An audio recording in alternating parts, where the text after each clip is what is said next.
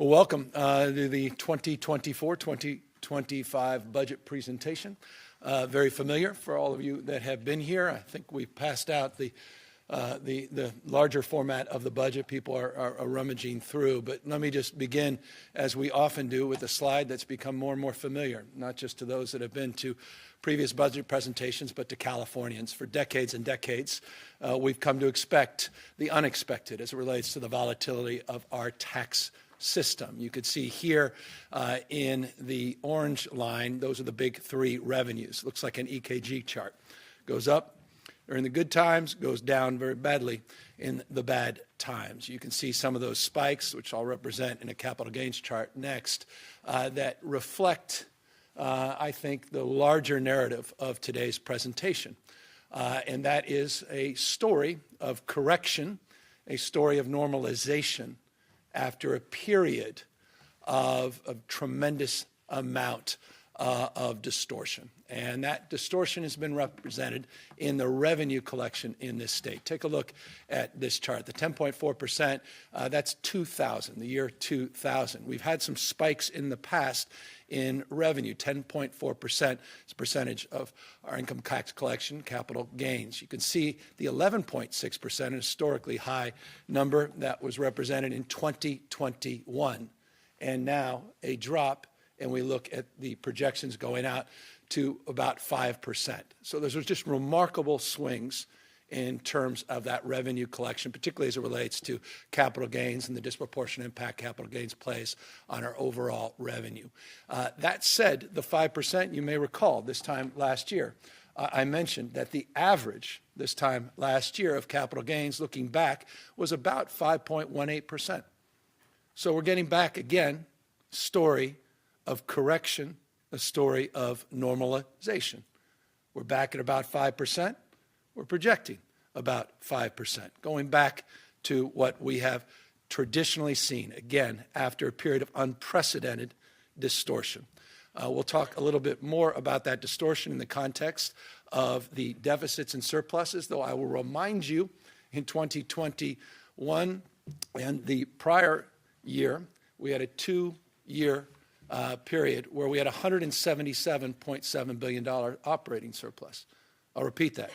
$74.3 billion 1 year, operating surplus. The next year was $101.4 billion. Only to experience, if you recall last year, a $31.7 billion shortfall.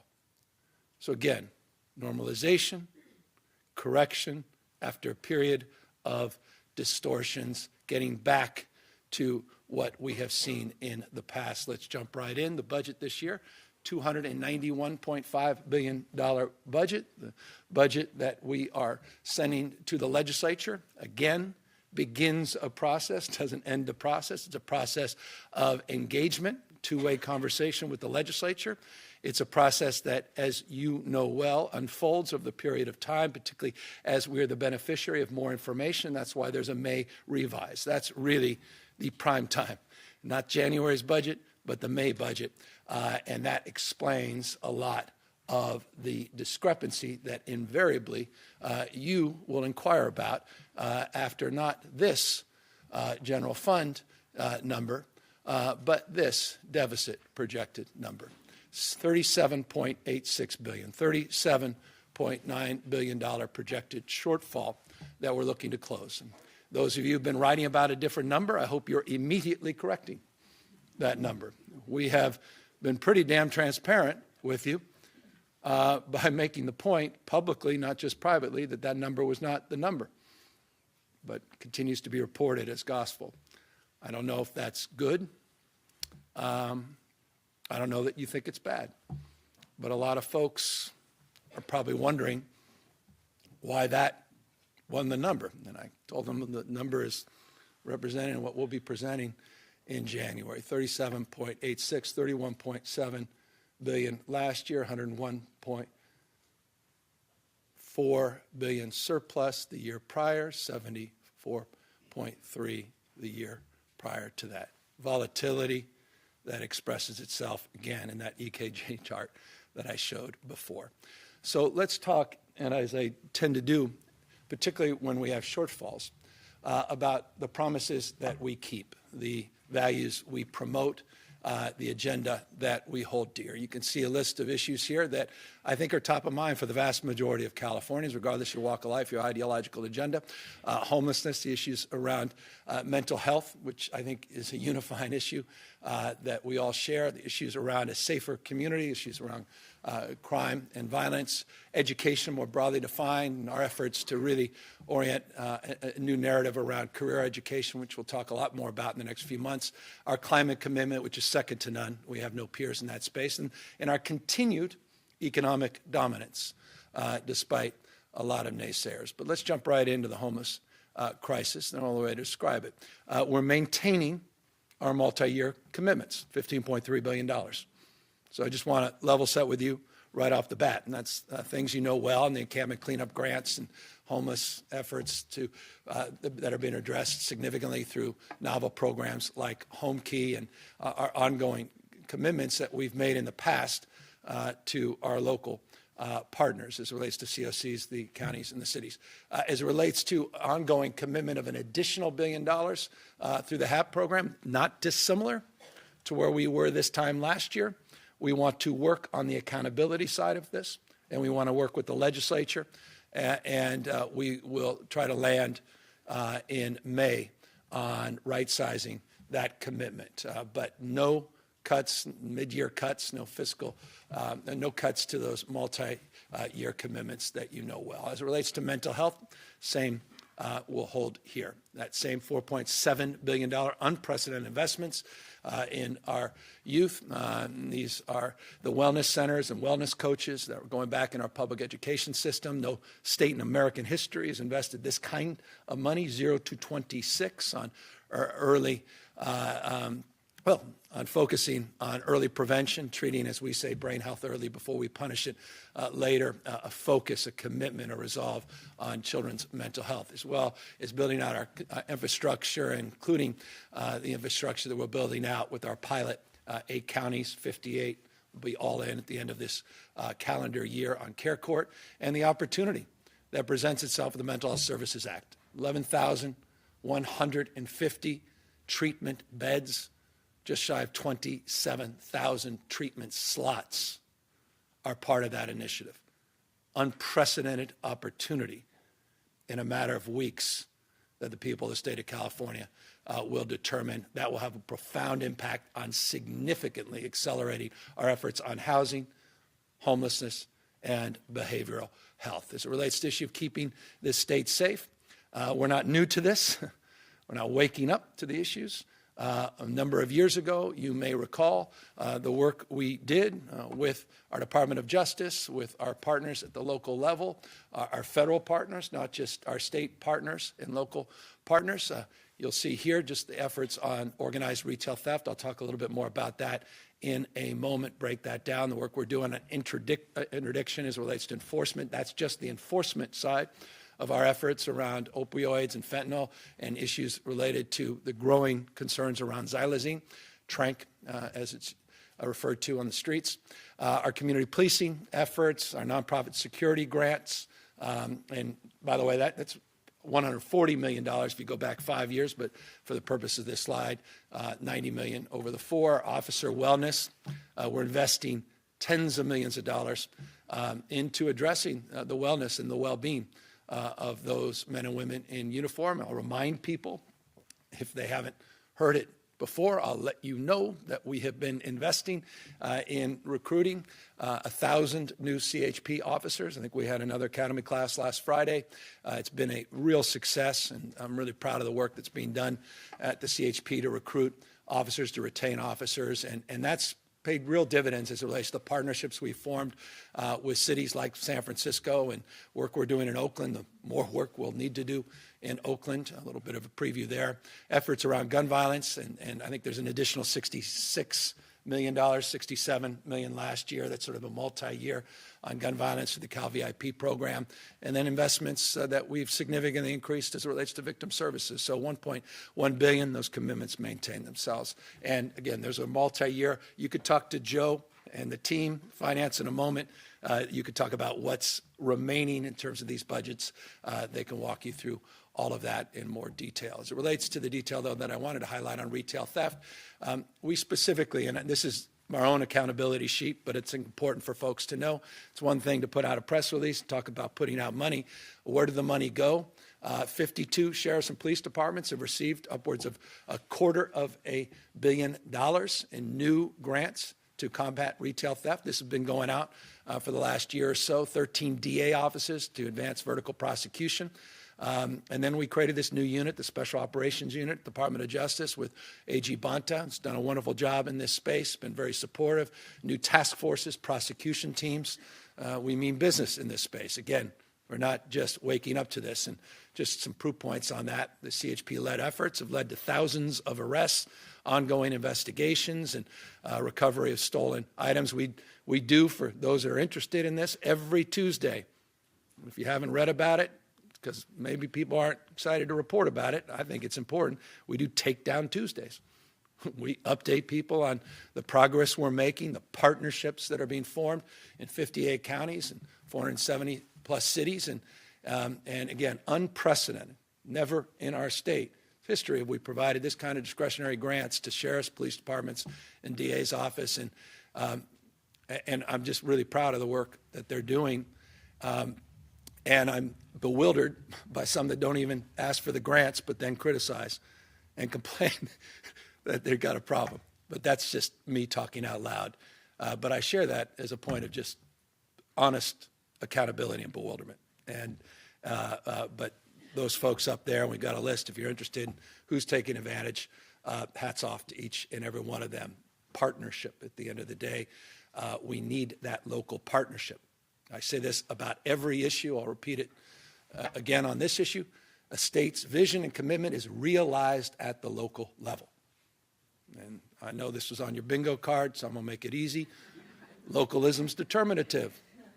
It's something I understand more today than I did 5 years ago before I took this job. As it relates to the job of dealing with the issues of fentanyl and opioids, we continue to make investments. I referenced that $88 million, which was just on the law enforcement side. Just a reminder, and I'm really proud of this, we got 113 men and women in uniform from the National Guard that are working on drug interdiction across the state of California. We've got 63 at the border, and we doubled that, the border operations, some time ago. And it's just been a hand-in-glove operation with Border Patrol, and it's been a fantastic partnership. We have the largest land port in the Western Hemisphere, the state of California, and the vast majority, it's not guys with backpacks that, you know, some folks that are preening for attention say you should shoot on sight, where the fentanyl's coming in. The vast majority of the fentanyl, overwhelming majority of the fentanyl, is coming in through ports of entry, coming in through land ports. And our National Guard men and women are helping support and supplement some of that work for Border Patrol. No one's playing politics down there, at least in California. We're building partnerships, and I'm proud of that. And again, that's represented in the work that they're doing, enforcement not just on the border, but throughout the state, the partnerships that have been formed in terms of not just enforcement, but intelligence gathering more broadly on the regional side of the opioid and fentanyl epidemic that has been advanced, and we're committed to that. The naloxone efforts we're proud of as well. The grants, some of these things you know well. I'm just repeating what you may already know, but just also reminding you that commitment remains strong and steady as we go forward. As it relates to strong and steady economy requires a strong and steady workforce. You can't have an economic development strategy without a workforce development strategy. This notion of career education is something we're going to take to the next level. But first, let me level set with you on terms of the commitments under Prop 98. This is a Prop 98 slide, one you're very familiar with,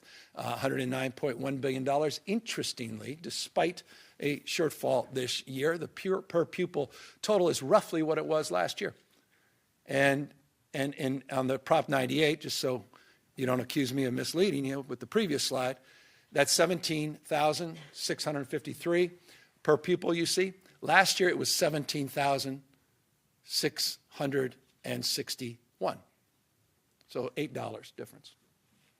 not profound, which is just interesting on a lot of levels. We can get a Q&A, and Joe can regale you with the history of Prop 98 and the nuances and details and talk to you about why that's the case. And, it's pretty common sense why it is on the basis of population and the like, but enrollment, that is. But that's the per pupil on education. As it relates to the commitments we've made in the past, you're familiar with some of these things. We're maintaining these multi-year commitments as it relates to addressing that mitigation, or at least advancing the mitigation as it relates to addressing the issues of learning loss and advancing our efforts around learning recovery.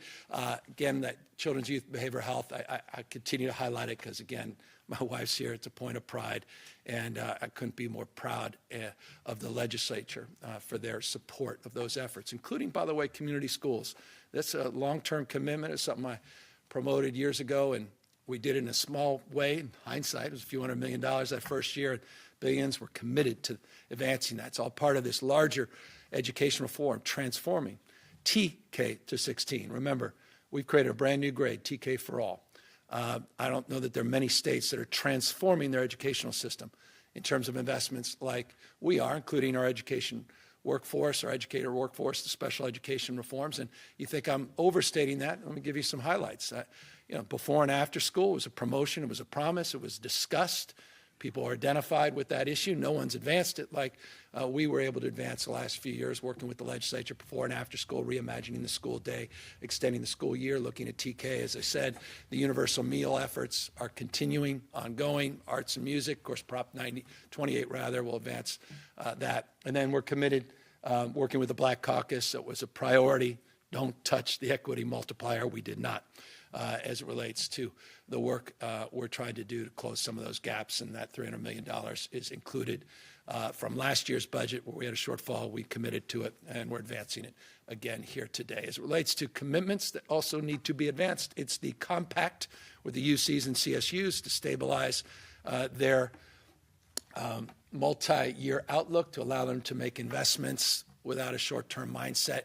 We're proud of that. I don't know that, as a former, current, but former active participant as a member of the UC Regents, former lieutenant governor, it was frustrating to be able to plan year to year, not knowing what was going to happen in a presentation like this.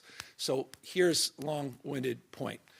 We are, yes, deferring, but not delaying, and there's a distinction in the law on this that will allow UC and CSU, just for 1 year, to be able to borrow against that commitment. So that commitment will remain, even though it will score for budgetary benefit. And so I highlight it, and I make this point to just reinforce that the UC and CSU are in a position to advance those dollars. We'll just do it in a way where they'll get reimbursed for it next year. As it relates to issues of affordability, more broadly defined, maintain many of the commitments. You see them here.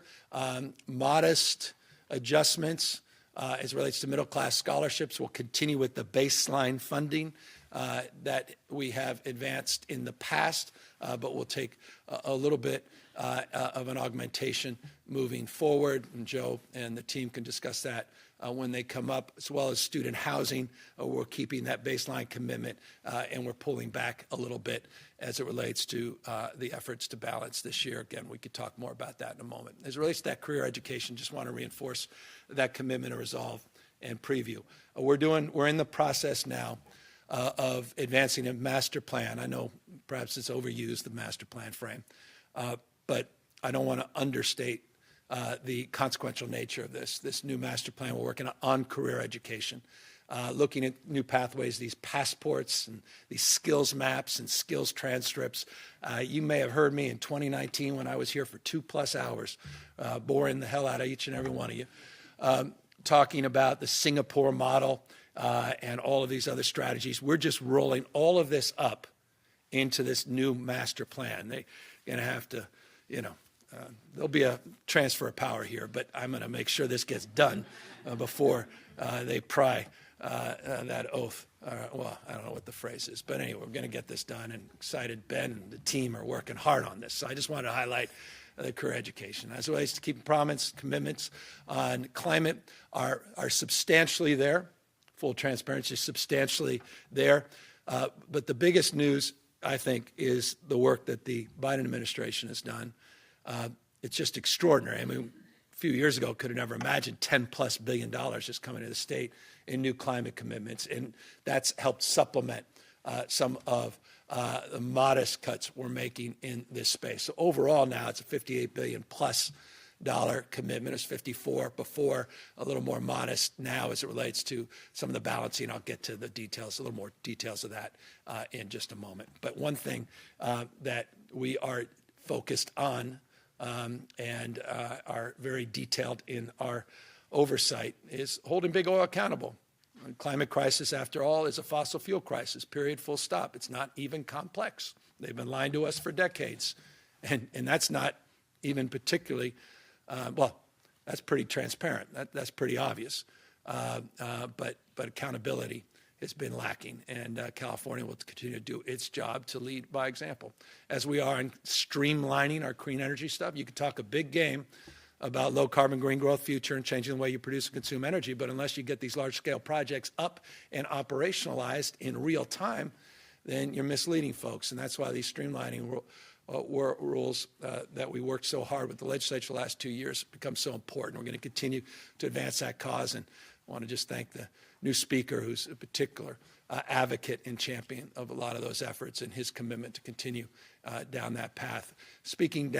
Continuing down a path, I want to applaud previous governors for their international leadership on climate, but just highlight just some of the work we've been doing. China was significant. Japan, though, Australia, New Zealand, and Netherlands.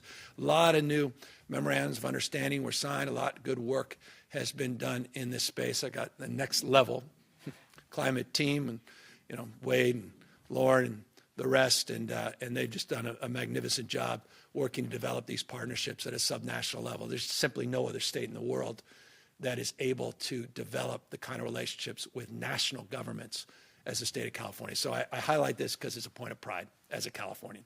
And it's a point of pride as a guy who's very mindful that we had the hottest year recorded on planet Earth last year. And one of the hottest Decembers in California. One of the hottest Decembers we've ever recorded. And this is serious stuff. So we maintain our commitments, Climate Corps. I always highlight Klamath Dams just because when in doubt, highlight something that should excite people. The three of you that know about it. It's the largest dam removal in U.S. history, the largest river restoration project in U.S. history. I think that's pretty exciting. And it's happening in your state. And it's happening in real time. And we all worked our tails off to get this done, and it's moving, as well as the good work that's being done on Salton Sea in partnership now with the Biden administration. It's been a missing piece. The federal government, their commitment remains. And actually, there's some new money in this space for the Salton Sea and our 30 by 30, just because the team would be upset if I didn't focus on biodiversity and land acquisitions. Those commitments are just that, commitments. Water, we're also committed to continuing to do what we can. We've got that ongoing fund for safe, reliable, and affordable drinking water. We're consolidating more and more of these smaller wells. We have a lot more work to do in this space, but we're committed in this space. That's why I'm highlighting it. You can see the work on drought and flood and conservation agriculture. Again, vast majority of our commitments remain intact. This is, again, about not just promoting promises, but keeping them. Sites, this above ground, off-stream water storage project. It was the first beneficiary of the new streamlining legislation. I highlight it because it's important for us to capture during these wet years. Not dissimilar to the importance of reforming Proposition 2 to capture more, not water in this case, but resources during the good years in our rainy day reserve. It's interesting, it's called Rainy Day Reserve. Delta Conveyance also is foundationally about that as well. And we just got that EIR moving, and there's a lot of momentum and progress in that space. 2.7, it's a familiar number. We're not cutting it. as relates to our commitment on vegetation management, forest management, community hardening, all that work. Some good news, we had some delays, some issues, but not denials as it relates to the 7 C-130s. We got them. They're here. Biden administration, after a lot of hard work, meetings, Pentagon and others, we finally said, can we just take these damn things and let's just stop this? You know, it was taking forever. So we got 7 of them back. It's about $33 million, and we're going to get them all operationalized, and they're here. And so anyway, that's exciting. I mean, 7 new C-130s. You're going to see them. Hopefully you'll never have to see them because there'll be no forest fires, but you'll see them almost assuredly. But our commitments to mitigate and reduce the intensity of these is reflected in this budget. I will say, full disclosure, this is extended out. These are multi-year commitments. So you'll recall in the last few years, we did 3-year commitments, and then you had 5-year commitments, 6-year commitments. So you'll see as part of, and this is all, you can walk through all this, and you've got it in those 170 ever pages, you all have it in front of you. But they'll walk you through, you know, from 5 to 7 years we'll stretch the dollars. Again, these are all incremental dollars that we benefited with. We had these big surpluses, but so there's some augmentation here, but the dollar figure remains. And by the way, just really proud of the work Nancy and her team doing, Joe, CAL FIRE and others with the AI work. We've really become a leader in innovation as it relates to early fire detection and suppression technologies. The Alert Wildfire program in particular, now aided by AI, has gotten a lot of international attention, and it just highlight it because it's novel and it's part of, I think, the narrative that is California. And it's part of the narrative of dominance, not just as it relates to leadership in that space, but also in terms of economic dominance. Again, the 5th largest economy in the world, closing in on Germany to be the 4th. We're not done yet. Don't give up on us there. We continue not to give up, though, as well, on the backbone of our economy, and that's small business men and women. I know a thing or two about this as a small business person with a blind trust, so I won't discuss it. But I started right out of college, small little business. 1 part-time employee, Pat Kelly. Grew that to about 23 businesses a peak, about 1,000 employees. I say that, as I often do, not to impress anyone, but to impress upon you my passion for entrepreneurialism, for free enterprise, small business. $4.2 billion went out in grants to small business. Over 320,000 small businesses benefited. Grants, not loans, not tax credits. Cal Competes has been, Dee Dee and her team, I think, have done a magnificent job. And we highlight that all the time. Doesn't seem to get, again, it's like Takedown Tuesday. It would be nice if 2024 was a year of trying to find good things to focus on. And there's a lot of good that's come out of Cal Competes. In fact, I think PPIC just did a big, detailed analysis of the efficacy of the program. And so we want to maintain our competitiveness and recognize we have to compete with more and more states that are, well, the world we invented now is competing against us, and we've got a lot of people out there that have a desire to take us on, and I think that's a healthy thing. Film tax credits at $330 million still there. The R&D, vast majority. There's some conformity we're going to do there, but the vast majority is still in place. And the young child tax credit, no one does what we do on EITC, statewide EITC, and the young tax credits. Those commitments remain firm. As it relates to issues of jobs, I remember I've talked a lot in this room, different occasions, not just the budget, about regions rising together. Back to, again, state's vision is bottom up, realized locally, not just top down. And so we've defined broadly 13 economic regions. We talk about California's economy as not one economy, it's the intersection of many different economies. When you're the size of 21 state populations combined, California, that's the way you need to look at economic development. So we've done that through that commitment around this regional investment initiative, $600 million, focusing on supporting our rural partners with unprecedented supports. We're committed to that. There's some deferral, a little bit of the money. We're stretching it out, but we're not denying those fundamental commitments. And I could put on this slide many other commitments, like $250 million for the K through 16 collaborative. That money is going out as well, but I'll spare you that. But I cannot spare you highlighting this partnership we just advanced last week. I was down in Los Angeles. It was one hell of an event, and forgive the language, but I'm really proud of it. No one does what we do in quantum. You're going to hear a lot more about quantum computing. No one does what California does. NSF is only funding one state, or at least institutions in one state, it's California. No one does what we do.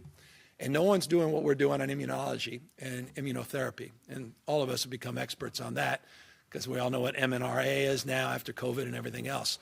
So we have worked with Google. They provided this unbelievable site. It was a former mall, which I kind of like. When you all get all depressed and you see a former mall say, oh, my grandfather was here, this was a great, come on. It's part of the transformation. And you see this old mall and you go, what's going to happen? Well, it can't get better than this. 700,000 square feet of the best and the brightest minds in quantum and the best and the brightest minds on immunology around the globe. It will attract truly the world's leading talent. This is what we do best. And because of you, we were able to, in partnership with the legislature, provide $200 million for this institute. Its total cost is $876, but the commitment from the state was $200 million. We're maintaining that, and the philanthropy has come in a big way. It's just exciting, and it gives you real confidence in our fate and future. And I had to add it. I also wanted to add, and we're going to get to solutions right after this. I wanted to add a little highlight to what we announced yesterday, because this has been a long, Gail and her team have been working a couple of years on this. I wanted a little more transparency, and I think you deserved it, on unprecedented infrastructure investments that are coming to the state in the next 10 years. Not only because of our state's effort and our own gas tax, which is not just a tax, it's a tax that invests back into roads and bridges and infrastructure, as well as the federal dollars. And so it's $180 billion over 10 years, $41 billion projects that are operationalized now. And these are you all know the categories are well defined. But we just put out this build.ca.gov map yesterday, and it's an interactive map. I just encourage people, because in your own community, what's happening? Where are my tax dollars going? The question I get all the time. And so we try to answer that, making this, I don't know many other examples like this, put a lot of energy in this. And it's not perfect yet. We just rolled it out. So I know if you're there to say, I get it. But this is a big first step. And we want to start doing this across the board, because if there's a narrative for this year, it's about accountability. Accountability. Stretching those tax dollars. And with a budget like this, it's foundational. I just encourage you to go to build.ca.gov. If no other reason, forget your professional preferences, but personally, you may want to know what's happening in your neighborhood over the next few years. Where are the projects? Are they under budget, over budget? Are they on time? Or are they years and years behind? And we try to be as transparent and honest as we possibly can, as you just have a right to know. How are we doing? And we're not trying to obfuscate or mislead folks, but at the same time, it's such a staggering amount of money, and we kind of put it up in historic terms. We talk about the good old days in the 50s and 60s. Well, this is getting back to those good old days in terms of per capita investments. I mean, these are sort of Pat Brown era investments, and I don't think people fully have absorbed that. I'm slightly overstating that, but only slightly. $180 billion is real money. So you came here for this slide. Well, the next one. And that is, how are you going to close a $37.9 billion shortfall? Well, here's how. 18.8, 11.9, 7.2. Things that are familiar to you. You saw some of this last year. And why'd you see some of this last year and this year? It's because we anticipated this moment. I mentioned that $101.4 billion surplus. 93% of that budget we set aside for one-time purposes. We maxed out on our reserves. We have a statutory cap of 10%. That's why we need to reform that. We need to capture more than 10%. That's my humble opinion. That's going to take some work. It's going to take some public support. It's going to take some education and partnership. But we maxed out on that. We paid down pension liability. We'll talk about all that in a minute. But we intentionally, you may recall, I had a slide saying I had a goal of 99% of all that. And everyone laughed, thought it was a typo. We negotiated with the legislature, but we still kept it at 93. That was among the historical high in terms of one-time surpluses for one-time purposes. Again, multi-year commitments that we can pull back or we can extend. Again, part of our fiscal management. By the way, we have $91.4 billion of borrowing capacity in the state. That was at least as of November, so a few weeks ago, $91.4 billion. So from a cash perspective, from a reserves perspective, because of the fiscal planning and management, because of the one-time framework of focus, it allows us for a second year to do something, again, that should be familiar in terms of how we ultimately balance. And that is around reserves, a little revenue. The revenue I'll talk about, which is primarily the MCO, $3.8 billion, which is very familiar. So that's not a new business tax or anything. There's no wealth tax. There's no income tax. There's no taxes. They're modest little things on NOLs. We could talk about. I'm sure you all want to write about that. So you're going to ask me, and I'm going to walk you through the details. Well, they'll walk you through the details. I'll give you the top line. So let's talk about that resilience. Rainy day withdrawal.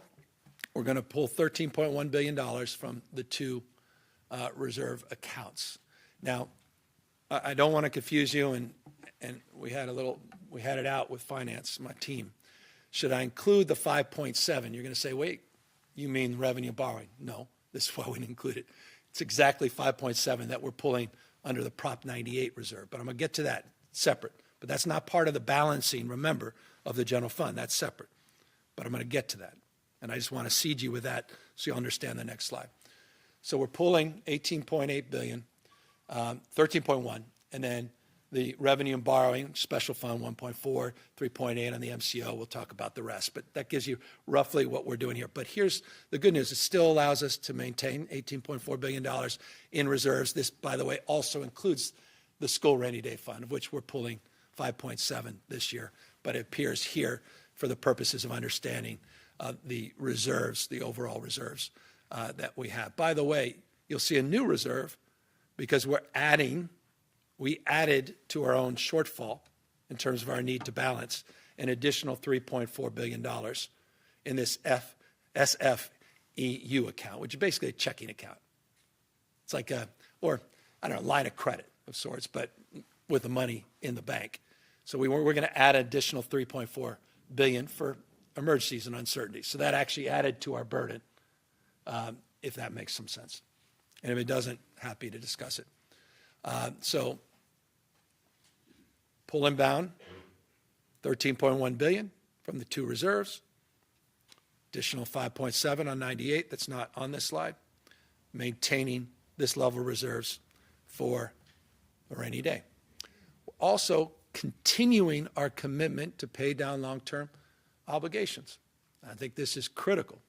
Last 5 years, you can see $12.4 billion paying down unfunded liabilities. It's health, not just traditional retirement. Next 4 years, we're committing in the forecast period $8.6 billion, and you see the $2.1 billion that we're continuing to invest in paying down the long-term debt. So we're maintaining that consciousness and focus on the out years. Let's talk about the belt tightening. Again, 3 areas here. On the belt tightening, you may have seen a number of weeks back, months back, we said no new cars, no more travel that's not essential, no more cell phones, iPhone 12 or 20. You can live with the 19. What is it now, 15? So it's no. Sadly, well, you guys may didn't get the memo. And then as well as our fleet, new cars and all that. So we did what you do at home. And we did that, and people say, well, hold on, when did you do that? I said, right when we got the receipts. So let me remind you of something that I could have began, this long preamble or longer preamble. All of this uncertainty happened because we experienced something we've never experienced in modern history in this state. We didn't collect taxes in April of last year. Why is there a May revise? There's a May revise purposely because it allows you to revise your estimates on the basis of what you've actually received in terms of revenue and tax collection, because we all know tax day, or we used to in California, used to be in April. The IRS extended it twice. It was extended to October 16th, and then they extended it again to November 16th. So the legislative analyst went in estimating about $47 billion of revenue in their May revise that didn't appear. We projected about $43 billion in revenue, 42.9 that didn't appear. We weren't that far off on our guesstimates, but we had a blindfold on. Both of us, all of us. And so last year we balanced a budget that would have been a little higher, significantly higher, the deficit, and we would have attended to most of those issues in that May revise and that balanced budget, but we didn't know because we weren't privy to that information that every other state and historically all prior budgets had benefited from. So when we finally got those receipts in, we immediately moved to advance some of these efficiency efforts and to continue the work we're doing. And by the way, you may recall a couple of years ago, even when things were good, we reduced overall efficiency of government services by 5%. It's annualizing hundreds of millions of dollars. I think it was $239 million the first year. I don't know where it is today, but the point is, I love everyone lecture me. Well, you should belt tighten like, well, that's exactly what we've been doing. And so we extended even more efforts in November and December. So that is top line on that. Here's a little bit more of what you came to understand. We've got fund shifts, $3.4 billion. Again, I'm going to let Joe and the team get through all these details, but it is $3.4 billion. The climate, maintain 89% of the overall commitment, roughly 90%, but there is some reductions, particularly because we got all that federal dollars, all those new monies. We got infill infrastructure housing. Remember, $40 billion since 2019 in housing. $40 billion, unprecedented. California's never invested in housing. We're going to make some adjustments on some of these planning regional grants, infill infrastructure grants. 700, I think it's what, 762 on vacant positions? 762.5 is, I think, if I'm off, it's because they shook their head, but they didn't give me the number. But I think it's 762.5 million just on vacant position savings. School facilities program still has $1 billion, but we're going to pull some money back. And we also have a school bond that will be out as well. So that's part of the belt tightening in terms of that balance. Now on delays and deferrals, that's the third category. These are, again, just delays and deferrals. Transit, it's the capital, still have $1 billion. The facilities grant program, you see, I talked about, so you already know about that. Some of these clinic grants, again, the team will get into the details on some of these things, but just delayed a little bit. Not denied, just delayed. Again, most of this came from abundance beyond our wildest expectation, and we're just going to push it out a little bit in order to get where we need to go. So again, there's your list, and this adds up to the number. It allows us to put $3.4 billion of money into that line of credit, that checking account as well, and continue to make investments in our long-term unfunded liabilities. So that is this year's presentation. It goes without saying that I hope we all have considered a lot of the reporting on this, a lot of the punditries didn't wait.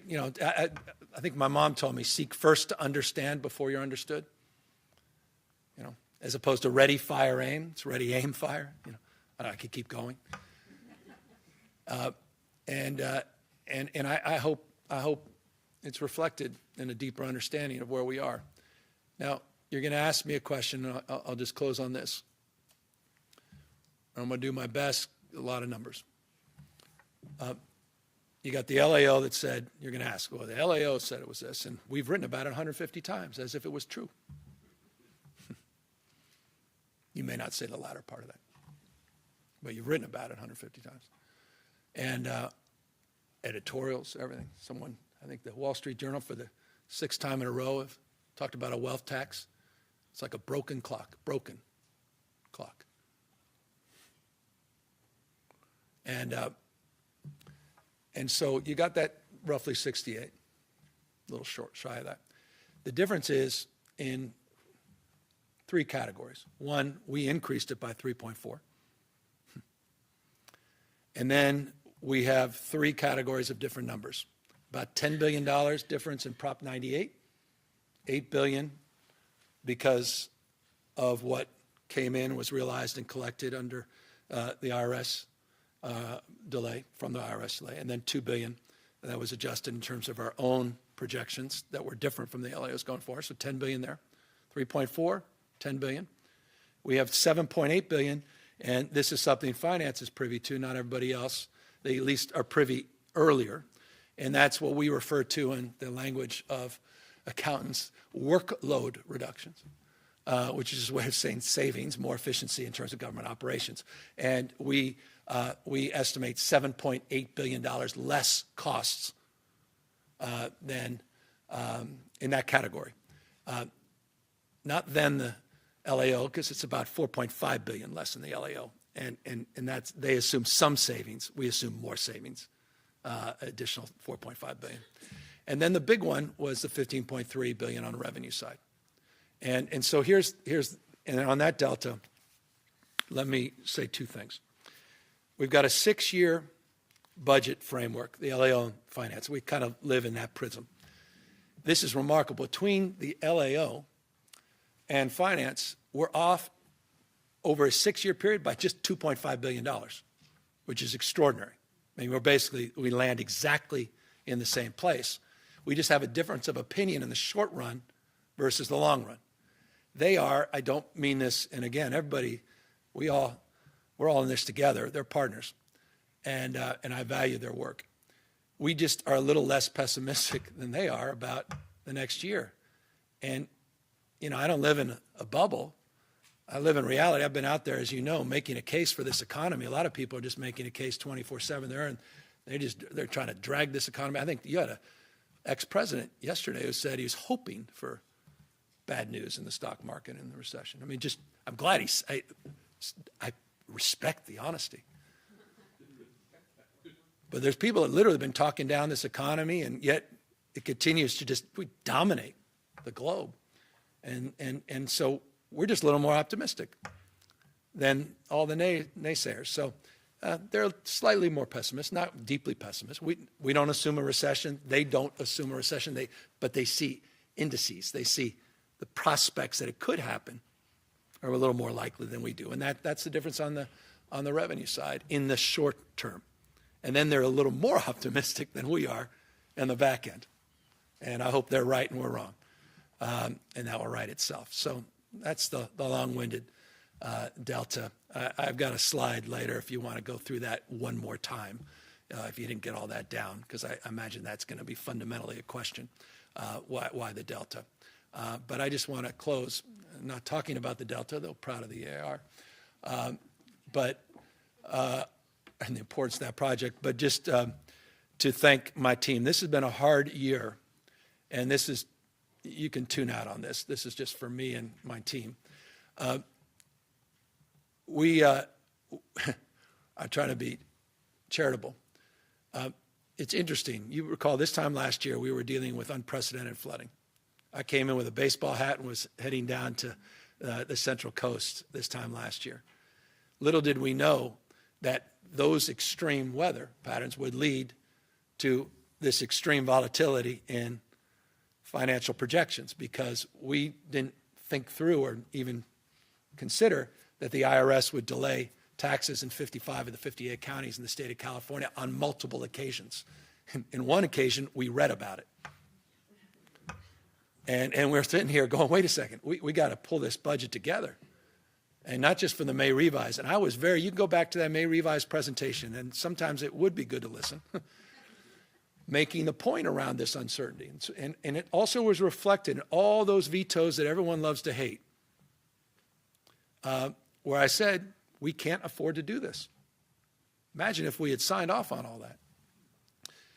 And so we're getting through that, and hopefully we're on the other side of that. And this has been a very challenging experience for the team. And because they just collected the revenue, I mean, just getting this to the printer, moving this thing, getting it to you, getting this presentation up was done in a very short period of time during the holidays. So just hats off to Team Finance, to all their hard work.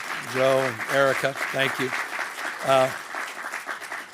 To those poor souls like Jason Elliott that get burdened with putting the slide presentation together and working through, and Team Comms and Anthony York, who's been doing just a magnificent job all this time for us, and trying to wield, are you supporting a wealth tax? No, yet again.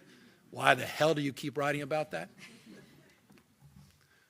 That wasn't just for the Wall Street Journal editorial board. You know how many calls I got about that? The damage they intentionally, knowingly do? I said it. They'll deny that, and there'll be 5 extra editorials attacking me for saying that.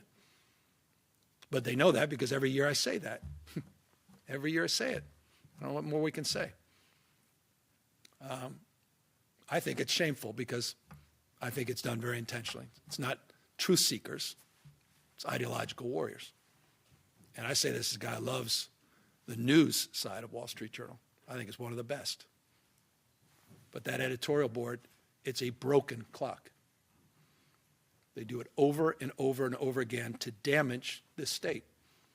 I have too much pride and love for my state.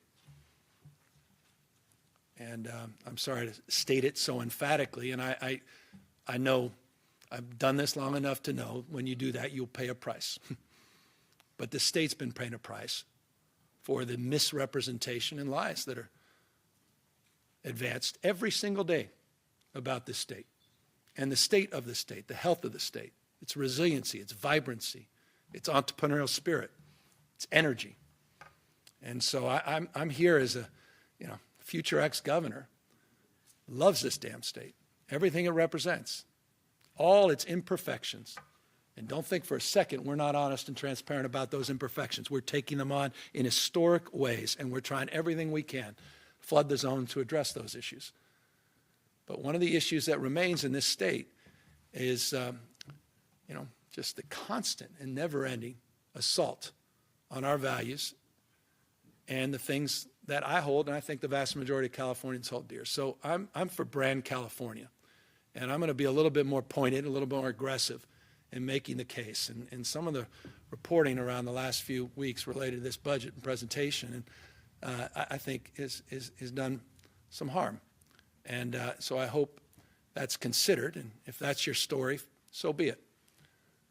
But I hope the story is one of resilience, and it's also a story that, again, in closing, as I began, recognizes this is a story of correction and normalcy, and one that we, in some respects, anticipated, the acuity, perhaps not, and one we're certainly prepared to work through. So thank you all so much for your time and attention, and I think there are 1 or 2 people that may have some questions about this budget. Thank you.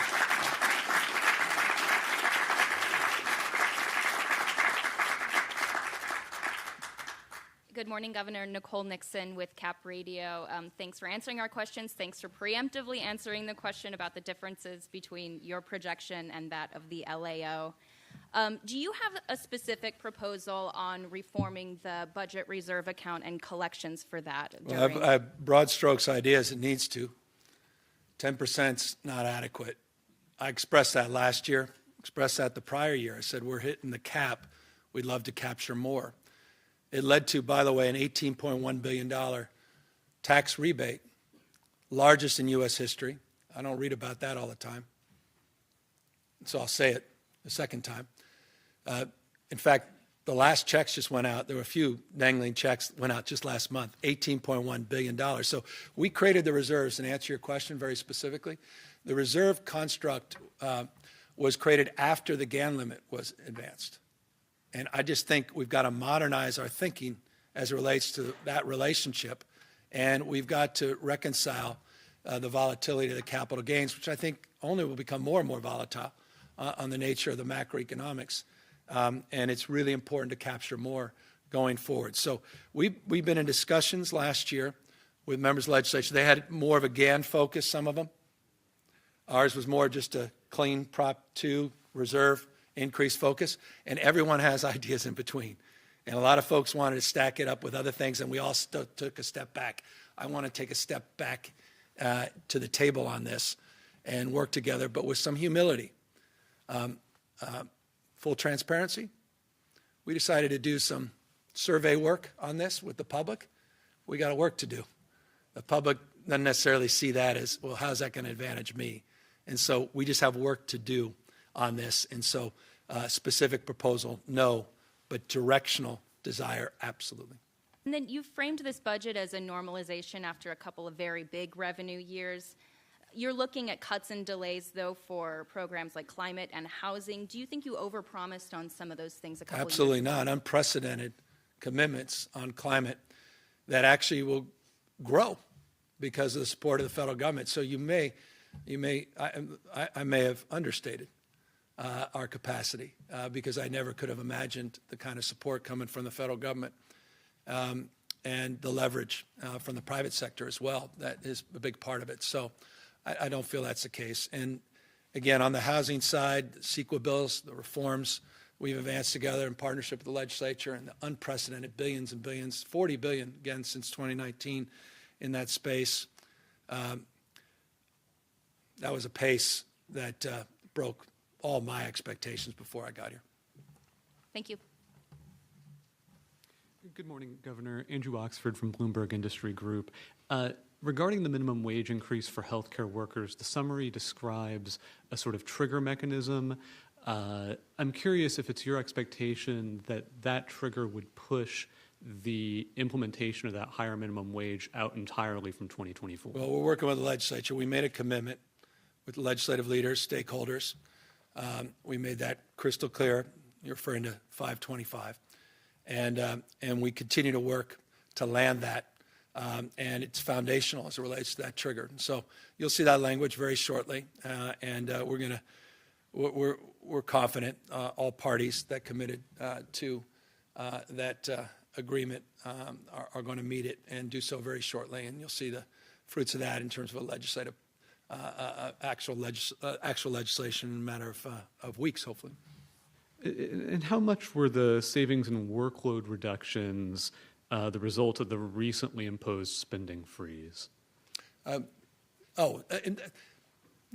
was weeks ago. So not. But there's not like a firm expectation of how much. Yeah, no. I don't. One cannot overstate that side of the equation as it relates to some of those freezes and contracts, et cetera. The bulk of it is represented in what we're proposing.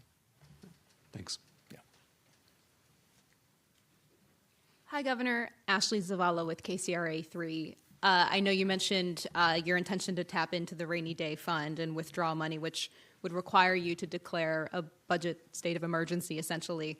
When do you intend, or would you intend, to declare that? When we need to, not for many, many months. So this is the parameters, the framework. Look forward to the feedback and insight, sort of ingenuity of members of the legislature and their staff, and we'll be able to compare and contrast, and we'll land appropriately before I sign the budget in and around May, probably. Make a determination. Sorry. Okay. Yeah. So we'll just make a determination at that time on the basis of the feedback and the back and forth.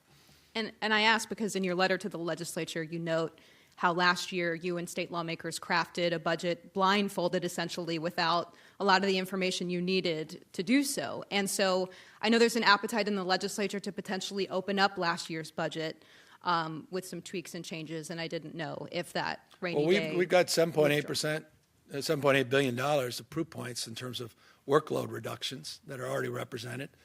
There's nothing that stops the legislature from moving tomorrow. They're in session. People want to move to mid-year cuts. Let's have that conversation. Hey, I'm just one member of this team. And so we put this presentation out with humility and grace, respect, admiration for the partnership we've had with them over the years, the work we've done to build up this resiliency in these unprecedented reserves and cash status, bond rating included. And so I think it would be a positive thing to move. We have 9, if you want to know.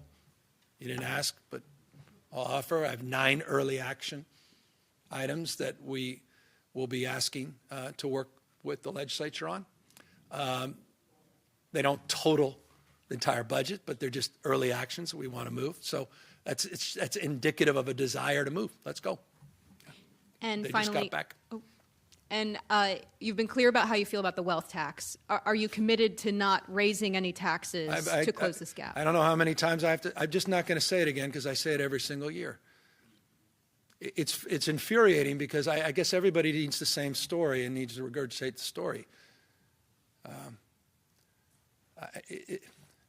Maybe you guys have some advice for me. Honestly, So no is the answer. Thank you. Thanks.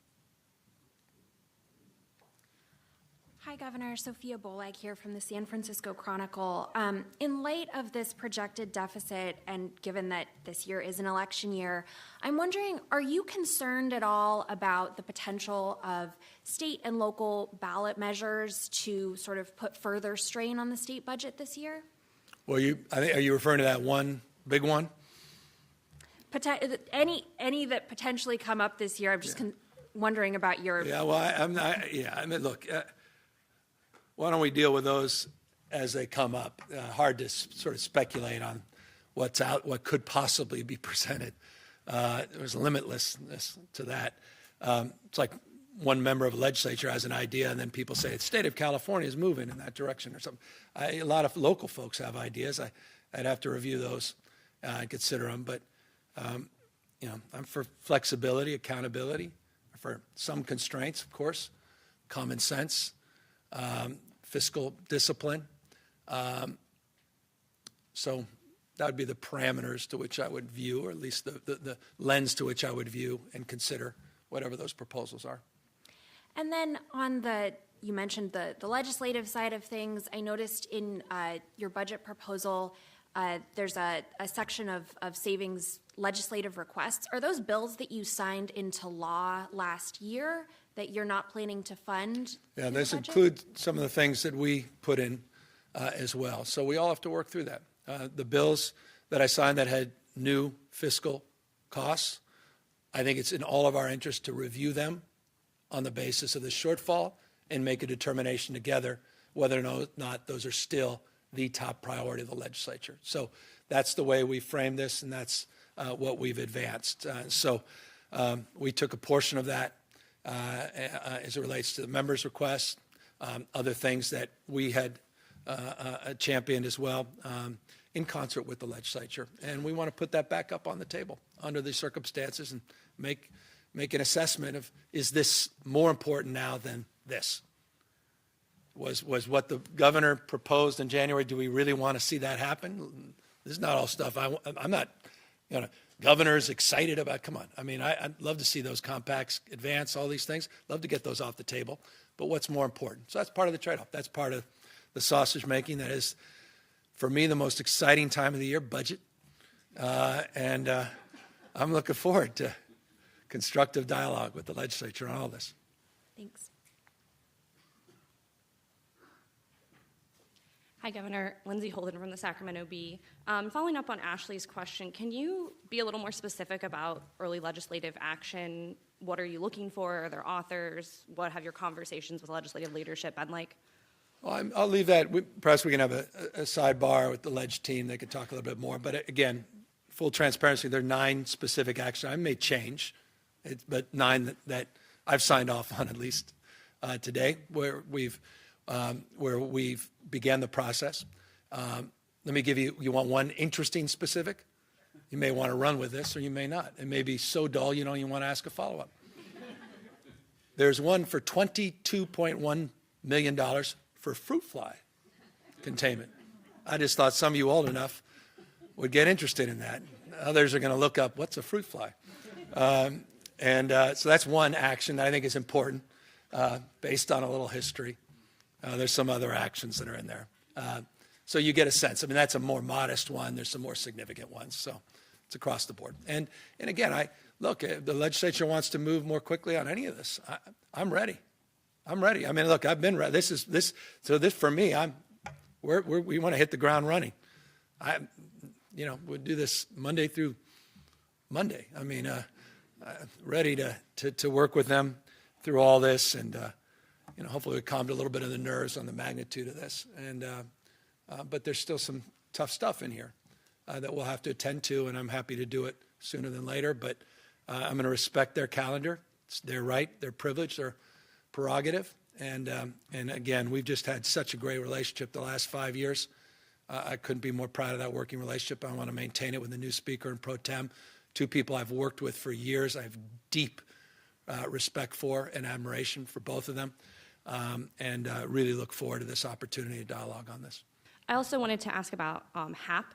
It looks like obviously you retained funding for the next round, but can you talk about the future of that program and also maybe be a little more specific about the accountability you're seeking? This is the second year you've discussed that. Are you looking at legislation? How do you propose to do that? Yeah, and let me thank you for the question because it allows me the opportunity to clarify. We're not cutting the existing commitment on HAP, which, again, we're in the middle of a fiscal year.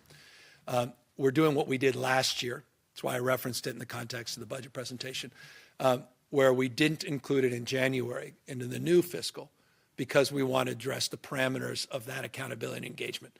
I want to continue to see more accountability as it relates to advancing. So we have made it clear to the legislature that we want to seek more in that space, more collaborative spirit, more accountability, more engagement, more focus, and want to work with them between now and May to determine where we land in terms of ongoing support. Look, I don't want to burden too many folks, but let me just give you a 45-second. As you may recall, a couple years ago, I rejected the plans that came under the HAP framework, which had 6 fundamental requirements, 6 performance measures, and they just weren't ambitious enough. We had a big meeting down the road here. It seemed like 100 folks showed up. They weren't all happy. No one was happy, but I was happy to see them. And they came back with new plans, more ambition. There's still some issues in terms of what I think they need to focus on. I think we need to focus on the encampments. Put $750 million on encampment. I want to see these encampments cleaned up. And I'm not seeing it as aggressively as I want to see it. And that's just one area for me around accountability and focus. I want more focus. I want more intentionality. So I want to work with them and Big 13 mayors. They know my position. The CACs, the counties. There's some still county, city stress that needs to be worked through. I can't be talking about an initiative, but I can talk about what the legislature did to put the Mental Health Services Act reforms to the people. It included a requirement that's along the lines of kind of the streamlined accountability I want to see, which is one simple plan for all funding streams for mental health. And I think that's a parameter framework that I also would look to seek as it relates to the homeless issues. And finally, without going too much in the detail, look what we've done in the Housing Accountability Unit. Ask the folks, my old city, San Francisco, or Huntington Beach, Elk Grove. I want to drive that kind of level of energy and accountability on homelessness now as well. Gotcha. Thank you. Governor Angela Hart, KFF Health News. A true thank you for your patience while I get through this question, because it's kind of a mouthful. Should I sit down, Angela? I don't know. Truly, thank you. Governor, we can go get lunch and have an interview if you like. Your budget continues the funding for homelessness and the encampment resolution grants. This is a lot of money, and the money in part is funding these outreach efforts to go out into these encampments to help people get an ID, get medication, collect the things to be so-called housing ready, and then the sweeps come in, and some of the sweeps are being funded by efforts that the state's funding, and often there's nowhere to go. That's true regardless if the state wants to acknowledge it or not. And then the outreach workers that are in some ways being paid by some of the money that in the budget are going back out to redo that work. They're going back out to hunt for people to help them again get their medication, which was thrown away by the previous sweep. They're helping them, again, go to the DMV and get an ID. Do you see where I'm going? Is this wasteful, Governor? No. Is this an appropriate use of taxpayer money? Is it wasteful Yes. spending to sweep people No. and then put money into the crisis? No. So I've been doing this a long time. I've been out in the streets. You know that intimately, personally. I've seen this movie many times before. And I'm deeply mindful of the expression of concern that you've highlighted and the realities at times. But no, what we're doing is, I think, very thoughtful. The entire Encampment Resolution Grant program is about, the reason we call it Resolution Grant, is to address many of those concerns. Because the old paradigm, the old binary was just sweep everybody off the streets, no place to go, no consideration for the folks you're sweeping. This requires, the grant process requires, I don't know if you've seen these grants, requires consideration of the individuals and their well-being before we advance and initiate the resolution, the cleanup. So that's the state component. There are a lot of local folks out there, and I may, we could discuss some of those efforts. But let me, if I may. But you just made, and I think this is really important, an incredibly important point, and that is there's not enough beds. So you suggested in the question whether we acknowledge it or not. I don't know who's not acknowledging it. I want to just be crystal clear. There are not enough beds. That's why I'm out there promoting an effort to provide 11,150 new beds, treatment beds, and just shy of 27,000 additional outpatient beds. That's why we have billions of dollars we want to invest in this space. So I think you just made the best case for the case that I'm making outside of this formal presentation to advance that vision of reforms so we can address that criteria of consideration and critique that you wisely and appropriately highlighted. Even the CalAIM funding is going to those outreach efforts, which are, it's not just the encampment resolution. So in the broader scope, I guess my question to you is this wasteful spending? Helping people get off the streets? No. Investing in their well-being? No. Helping people from the ravages of drug and alcohol addiction? No. Reconciling the fact that there's no compassion in people living in encampments, out on the streets and sidewalks? Absolutely not. That's my response. Thank you. My second question.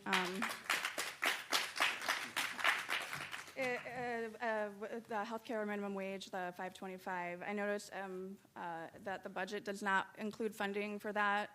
I'm curious if you worry that opening up negotiations again will potentially impact or unravel the rare deal between the industry and labor. And in retrospect, do you wish you would have put in the trigger cuts last year so you wouldn't be in this political tornado? We can rewind a little bit of my response a moment ago, which I'll repeat a component of it. We made a commitment with everybody. We're advancing the discussions around following up on that commitment, and that's where we are. Do you regret not putting those trigger cuts in there? Oh, no, we made a commitment before I signed it, so no.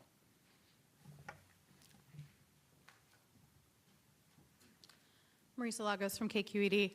Governor, last night or yesterday, you put out a framework for tackling retail theft. Wondered if you could talk a little bit about that, how you hope to work with the legislature, and why nothing in there, it doesn't touch Prop 47, which would obviously trigger going back to voters. Well, let me take advantage of this.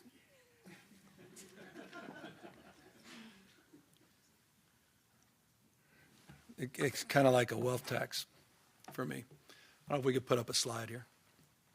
There we are. This is just not something you all report all the time.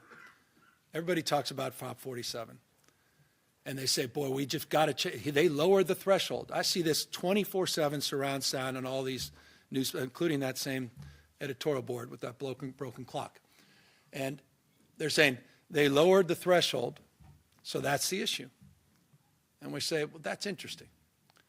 So that begs the question, where are we? I mean, if California has the highest threshold, it must be the highest, because remember, the $950, you have to steal under Prop 40, if you know what we're talking about. It was an initiative that said it's no longer a felony. It becomes a misdemeanor unless you steal upwards of $950 of goods. So people get frustrated, say, boy, you got freebie. It's free to steal $950, and no one ever gets charged, no one ever gets arrested. And so California did that to itself by lowering the threshold to $950. And they say it's one of the weakest laws in America. I mean, that's why I read about this 24. You can Google it. You can see it everywhere. So it's just interesting. Turns out, well, Texas, you have to steal upwards of $2,500 before it's a felony. So it sounds like California's a little tougher than Texas. And then you say, well, are we below them? We're at $2,200? No, then you got this next state at $2,500. You got Colorado at $2,000, Connecticut, Pennsylvania. I could keep going. And so you're thinking, well, California's got to be right here, or here, or here. Wait a second. Based on all the rhetoric, the hearings, the outrage, everything gets repeated on the doom loop. Maine, Michigan, hold on. Where is it? Wait a second. How can this be? But you're saying, remember, the lower it is, the tougher it is. So here we are under 47. I don't know if you guys have a fast thing here. What? Oh, there's California. 10th toughest in the United States. So, and don't take my word for it. This thing's been PolitiFact and everything else. And there's one group says it's 11th or something, but it's within the margin. So it's not that. But it seems like we've just sort of created this narrative. And I have to repeat this all the time because the vast majority of people just go, that can't be true. Because I read about it being differently. So everyone I know is rushing to reform Prop 47 to raise the threshold. Okay, that's not the fundamental issue. The issue is the other issues that are not 47 related. And thank you for the question, are the things that we advanced yesterday and working with the legislature on. And that is the nature of retail theft has changed. It's not just the onesie-twosies. Yes, that's an issue. I don't deny that. That's why we put hundreds of millions of dollars up. But it's also become deeply organized. And that's what we need to go after. And that's a whole different thing. They blow through. The organized folks blow through the 2,500. I mean, and that's where we need to capture new laws and a new framework. And also that's the issue of auto burglary, which went up according to the FBI, 24% nationwide. We're up at about 4% based upon the preliminary data that came in. So we're doing a little bit better, but we're not satisfied. Some cities are doing a lot worse. So we've got to deal with the auto theft side of it as well. So organized retail, auto theft, and then clarify some of the jurisdiction things. Some people say, well, I can't do anything unless I see the person being arrested directly, which is not the case, but we need to clarify that. And so there's some also clarification language that we want to include in the package. But I said this years ago when someone said, you got to reform 47. I said, I'm open argument, interested in evidence. I'm not an ideologue on this. And remember, I'm the only guy can say that. I'm the only one that has reformed Prop 47. I did a ballot initiative as it relates to the gun threshold and made that threshold a felony under $1,000 for possession of a legal gun. So I've reformed it. Only one credibility on this, on that basis at least. And believe that we need to do more and put hundreds of millions of dollars up. A lot of these same people criticizing us voted against those new dollars being invested, which is some I'd love to see from an accountability chart one of these days. Or again, are not even asking for the grants to help with the prosecution and are just using this as an excuse, but I'm not sure they're even aware of these facts. So forgive me for being long-winded or even showing 28 slides just to get to the red line there. But I think it's important to level set with people. And that's, again, not to say everything about 47's hunky-dory and perfect. And we want to help fix some of the ambiguities there, but we can do it without reforming or going back to the voters, 47 itself, and that's what we proposed yesterday. Quickly before I step down, education funding is staying pretty flat. A lot of districts, though, are facing declining enrollment and other sort of structural challenges. I wonder if you can just talk a little bit about how you see this budget, impacting students on the ground around the state. Well, there's no doubt. I mean, the macroeconomics will impact Prop 98, so there's no question about it. On a per pupil under the Prop 98 threshold, it's $8 difference, but overall it's still a significant shift, and I'm mindful of that. And so there's a lot of pressure. There was pressure even a year and a half ago on some districts, which is remarkable, with unprecedented abundance of funding in our state's history. And you may have seen, just for the purposes of going back to the education slide, there was a slide, and I don't know, maybe you guys could pull it up, the second education slide after the bars. But you could look where we were a decade ago, and we've significantly increased, and the pressures, again, were still there on these districts. So it begs the question of the model itself and just some fundamental reforms. You see 12 years ago it was 8,700 versus 17,000. Just puts it in perspective, this significant increase. So yes, I'm deeply mindful of that, and deeply mindful of the stress and wage pressures, bargaining units, legitimate. I mean, we need to invest more in our teachers. I get it. And not just our teachers, our support staff, our classified employees, the bus drivers. And we're having a difficult time keeping and retaining them. That's why you saw some of the investments that we're making in this space, $3.5 billion just for educator workforce, keeping those dollars to support professional development of our teachers, and particularly for those higher need categories like special ed, which is so critical, and ESL, and underperforming school districts, and incentives and bonuses, all in this package that we continue to commit ourselves to. So it's the right question. It's very much top of mind, and only will be exacerbated by the last few budgets.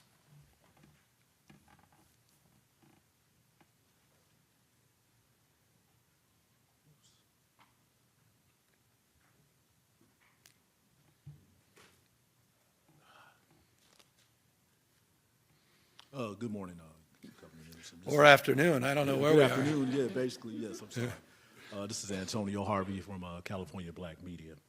In regards to, there were some activities going on around the state capitol concerning California Legislative Black Caucus Assembly members Mia Bonta and Isaac Bryan, and they are urging that the state to focus its limited resources to support public safety, criminal justice, and more as the state focused nearly on this $68 billion shortfall. What are some of your steps your administration is taking to make sure critical investment into these areas and communities that need the most are not cut? I appreciate it. 37.9 billion, not 68. The way I set out this presentation was to answer that question. If you look at the budget presentation, where we front-loaded it is a very detailed response to that question. Prioritizing community schools, prioritizing our investments in learning loss and mitigation, prioritizing our investments as it relates to equity grants and community building, the investments we're making in regional economic development, workforce development, fundamentally investing in the community and not making cuts, modest but not significant cuts to the vast majority of those programs. So that's what we've done. And I think that would be the best way I can approximate a response to their correct call to maintain those investments and to invest in people as we struggle to balance the budget. Thank you. And, well, in regards to punditries and imperfections surrounding reparations, my understanding, Senator Stephen Bradford introduced the legislation last fall, back in August, I believe, the California American Freedmen Affairs Agency, Senate Bill 490.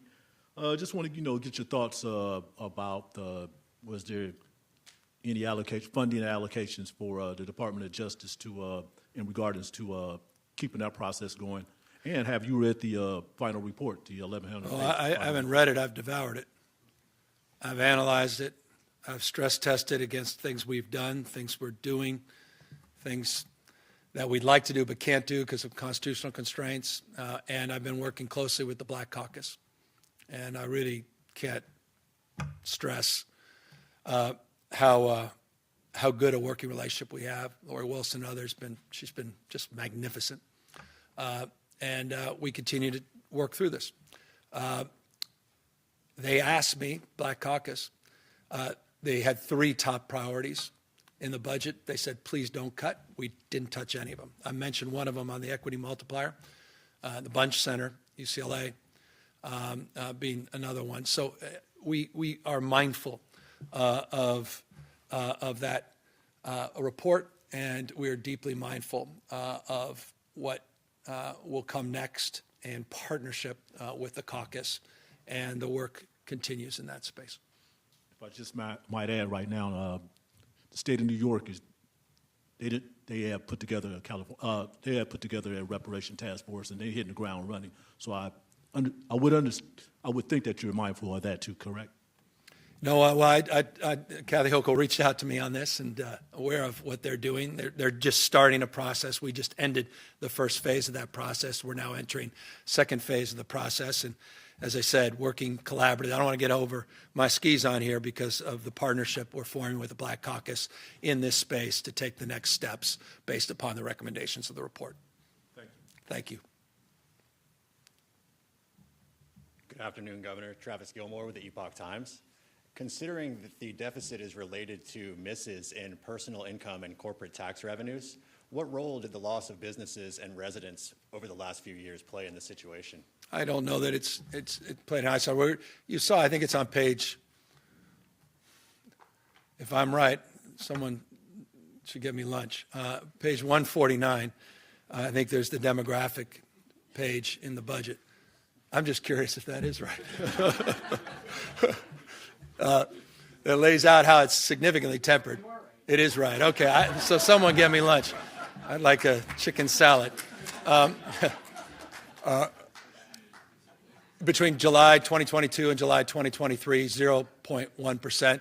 So you know, there are over 18 states, a lot of red states, which I know is reported often about, as well as other states that have seen some modest declines. California, it's significantly moderating. So no, I don't think it's played an outsized role at all. And what can the state do to reinvigorate or to convince businesses to come back to the state, these that have left? And then also the Census Bureau shows that while the population decline has been mitigated by births and by migration from international sources, the outflow shows higher education and therefore higher income leaving the state in a higher number than are coming in. What can we do to reverse that trend? Well, we've been making these unprecedented investments, but you know, let's. I think you guys are familiar, been around a long time. This is a story written every 10 years in California. 1994, Time Magazine, the end of California, same arguments. California is a tentpole of the American economy in terms of American recovery, in terms of job creation, innovation, entrepreneurial spirit. We gave you a demonstrable example of that on quantum and immunology and the work we're doing, research and development, pushing out the boundaries of discovery. It's the reason Elon Musk came back, couldn't get enough of the top engineers in the country, had to come back to Silicon Valley. The reason AI dominates in California, dominates. No one comes close. 35 of the top 50 companies, market cap companies in the world are in the state of California. San Francisco has seen dramatic investments and growth in that space. More scientists, researchers, Nobel laureates, engineers, patents than any other state in America. One of the top growing economies of the last 5 years. So I just dismiss with respect that narrative. That's just folks painting a picture and coloring it in because they're just focusing on one side of the ledger. And I just couldn't be more proud of the resiliency of the state and how many new taxpayers. You take a look at finance. This would be a great article for Epoch Times. Take a look at finance, that what they just put out. You should stress test it. A number of people earning over $50 million in this state, record-breaking. The last 3 years, more than the last 10 years combined. The number of new millionaires printed in the state of California, unprecedented in state's history just in the last few years. So we're just one of these states. We're a conveyor belt for talent. And when someone decides to move out of the home,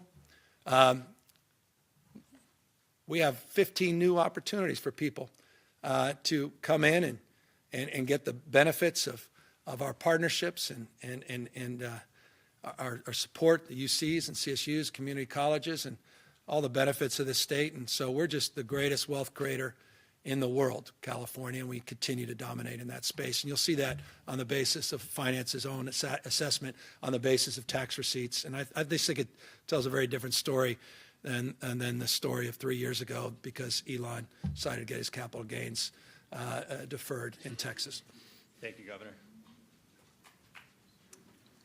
Good afternoon, Governor. Kristen Wong for Cal Matters. The federal government has signaled that they would be hesitant to approve such a large MCO tax again and may only approve smaller taxes in the future when the state renews. I noticed in the budget summary that there is going to be an ask for the legislature to ask for an early increase, and I was wondering sort of what gives you the confidence that the feds will approve that, and if they don't, how would that $1.5 billion difference potentially impact the medical We've had a great program? working relationship with the legislature on the MCO. We've been negotiating for a year plus with the MCO, on the MCO, with all the stakeholders and partners. I'm confident we'll be able to move that forward.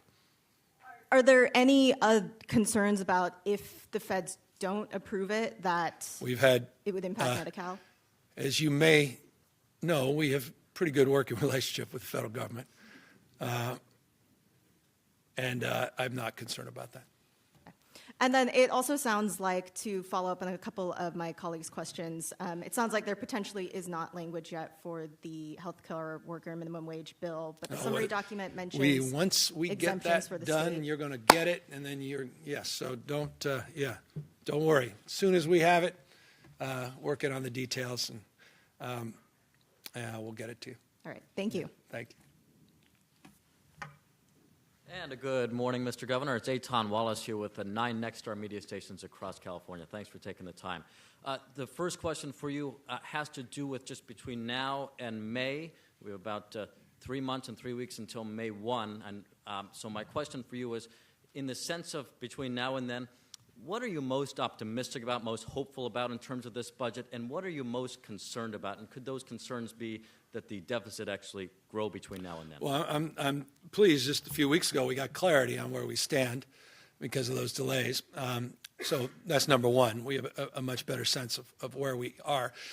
Also, I was very pleased how the year ended with NASDAQ, S&P, and the markets more broadly. I mean, just double-digit, 30% in some case increases. That all inures directionally to the benefit of the state going forward. So that was very encouraging. I'm encouraged by the resiliency of the American economy, resiliency that is demonstrable not just in terms of job numbers, including those that came out last month, but in terms of inflation and how we're seeing significant decline, over 2/3 inflation on 3.1%, and how it's very likely we're going to see the Fed move on interest rates, which will have a disproportionate benefit to housing starts here in the state of California, and I think the economy, particularly here in the state of California, going into this calendar year. So directionally, I have optimism, but I'm not naive about some of the headwinds either, and that's why we'll be cautious and maintain that caution. I'm not looking for a dramatic, and this may be the most succinct answer to your question. I'm not looking, or at least we're not projecting, a dramatic swing between now and May. I'm not expecting. You've seen that in the past, but we don't necessarily see that happening. There will be significant shifts as we assess where we are, but I don't think in the totality it'll be profound as it's been in the past. Thank you. And the second question, I know you already addressed Prop 47. I won't make you go through all that again. But just from our... You don't want to go through 50... How many states are 50 state slides?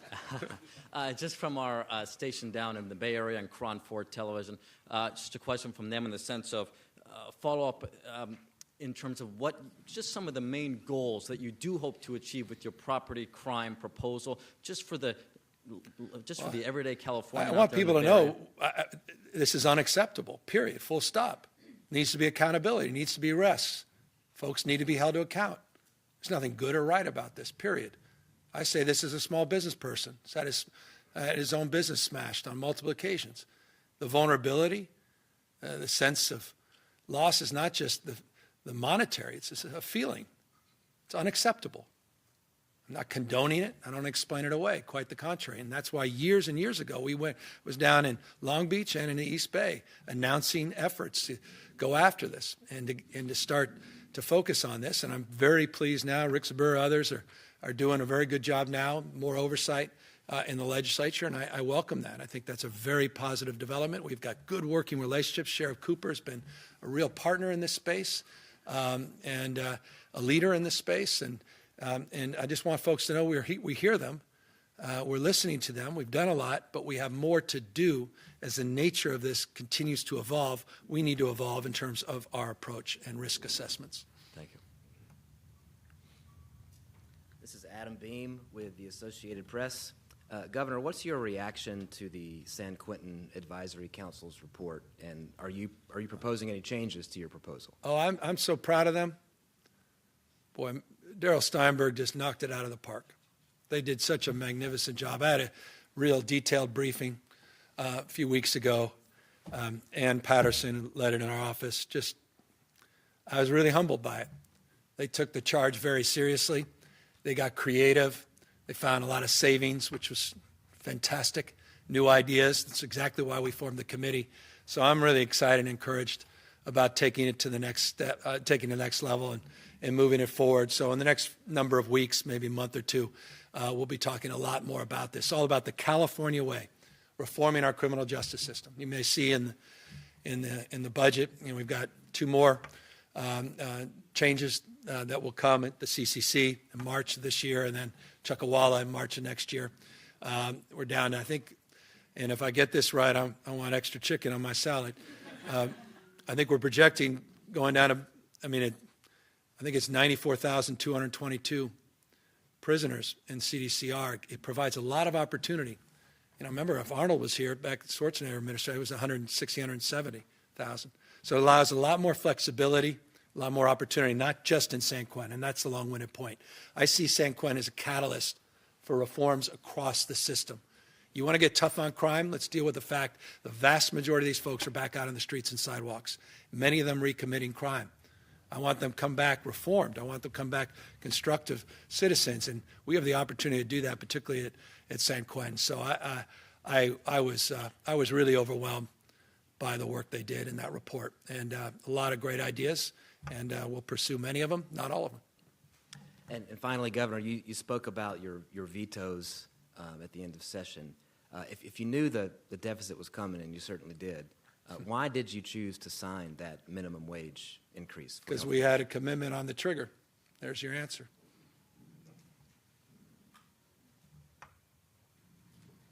I'm Taryn Luna from the LA Times. Governor, you suggested changing the GAN limit before, and it didn't go anywhere. So my question Prop is 2, around... not GAN limit. That's legislature. I've been focused on the 10% cap. I want to just make that crystal clear. Okay. Now, to the extent we can have a dialogue, I'm not going to close the door on some shift on GAN, but my focus has been on capturing more rain in the bucket. How do you plan to approach that differently this year? Are you going to own that? Are you going to expend political capital on it? I mean, how I don't far want are to you willing to go to get that done? I got a big priority March. I'm putting everything I've got into getting March done. So I'm not going to do the punditry thing on political capital and try to set things up. I was very transparent with you, with all of you, by saying we did a little survey on this. We got tons of work to do. So this is a multi-year. I don't know. I'd like to think it's a multi-month, but it could be a multi-year process of creating the conditions where we can successfully reform this. But I'm just saying directly it needs to be reformed. And there's a lot of needs. So I've got to prioritize and focus on the controllables, what I can control and influence. I was surprised when that survey came back where we start. It was a lot more challenging, or it is a lot more challenging than I originally believed. And there's just not a lot of people that enthusiastically say, hey, I would love to support increasing your rainy day reserve. Let's go out and raise $20 million to do that. I mean, you get the point. You got a lot of the ballot initiatives on. So I'm having a real honest conversation with you in a very public and open way. It needs to happen. I want to help support that process. I want to re-engage the legislature, and that's why I'm saying it today, and I'm very grateful you asked the question. It allows me to say more. but I don't want to oversell our capacity to create the conditions in the short run to get this done, even though it needs to get done. When you said focus on March, you mean Prop 1? I can't discuss any particular propositions with you, but I can discuss the Mental Health Service Act that was put to the voters by the legislature and how proud I am of that work. Then to clarify on the healthcare minimum wage trigger that you're seeking, are you trying to implement that trigger this year so the delay, it would be delay the funding until for future years out? I'm just going to, just because it's the third or fourth time we've discussed this, and this is not to diminish your inquiry. You'll see what we committed to, and it will be clear what we committed to together before we signed the bill, and we're working through the details of that, and we're going to present it to you very shortly, and it'll be it will answer itself. Thanks. I appreciate it.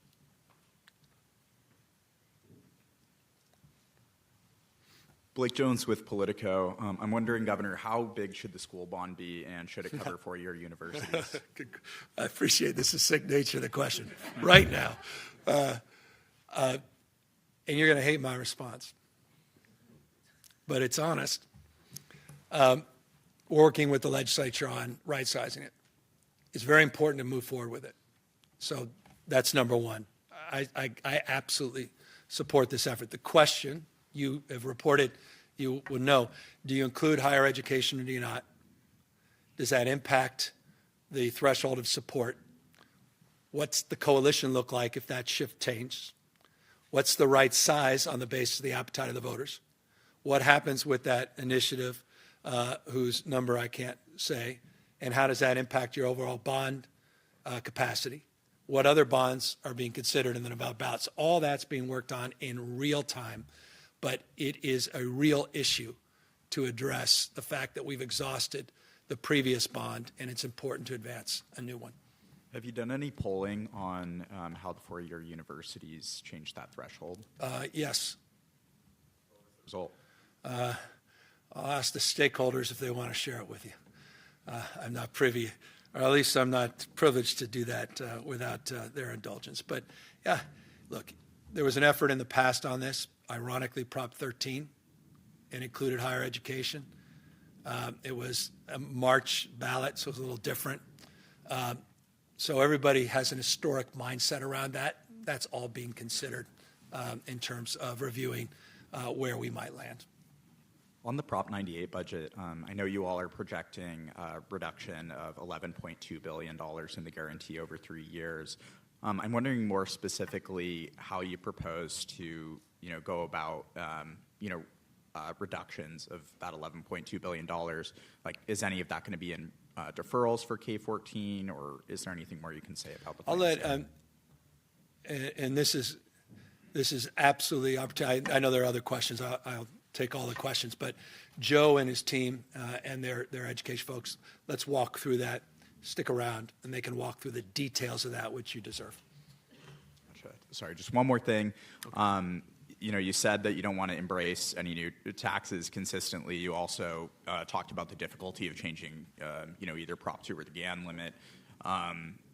Is there any chance throughout the rest of your second term that you pursue solutions that would decrease the state's tax volatility that you've often described as a problem? Well, I think this is the third or the fifth budget presentation where I bring up Bob Hertzberg's name, which he always appreciates. Bob, if you're watching. Who had some really interesting proposals, California Forward, PPIC, others, Berggruen Institute around addressing volatility, looking at the current tax structure, lowering some tax brackets, expanding service sector along the lines of most other states, including a lot of red states, to decrease the volatility.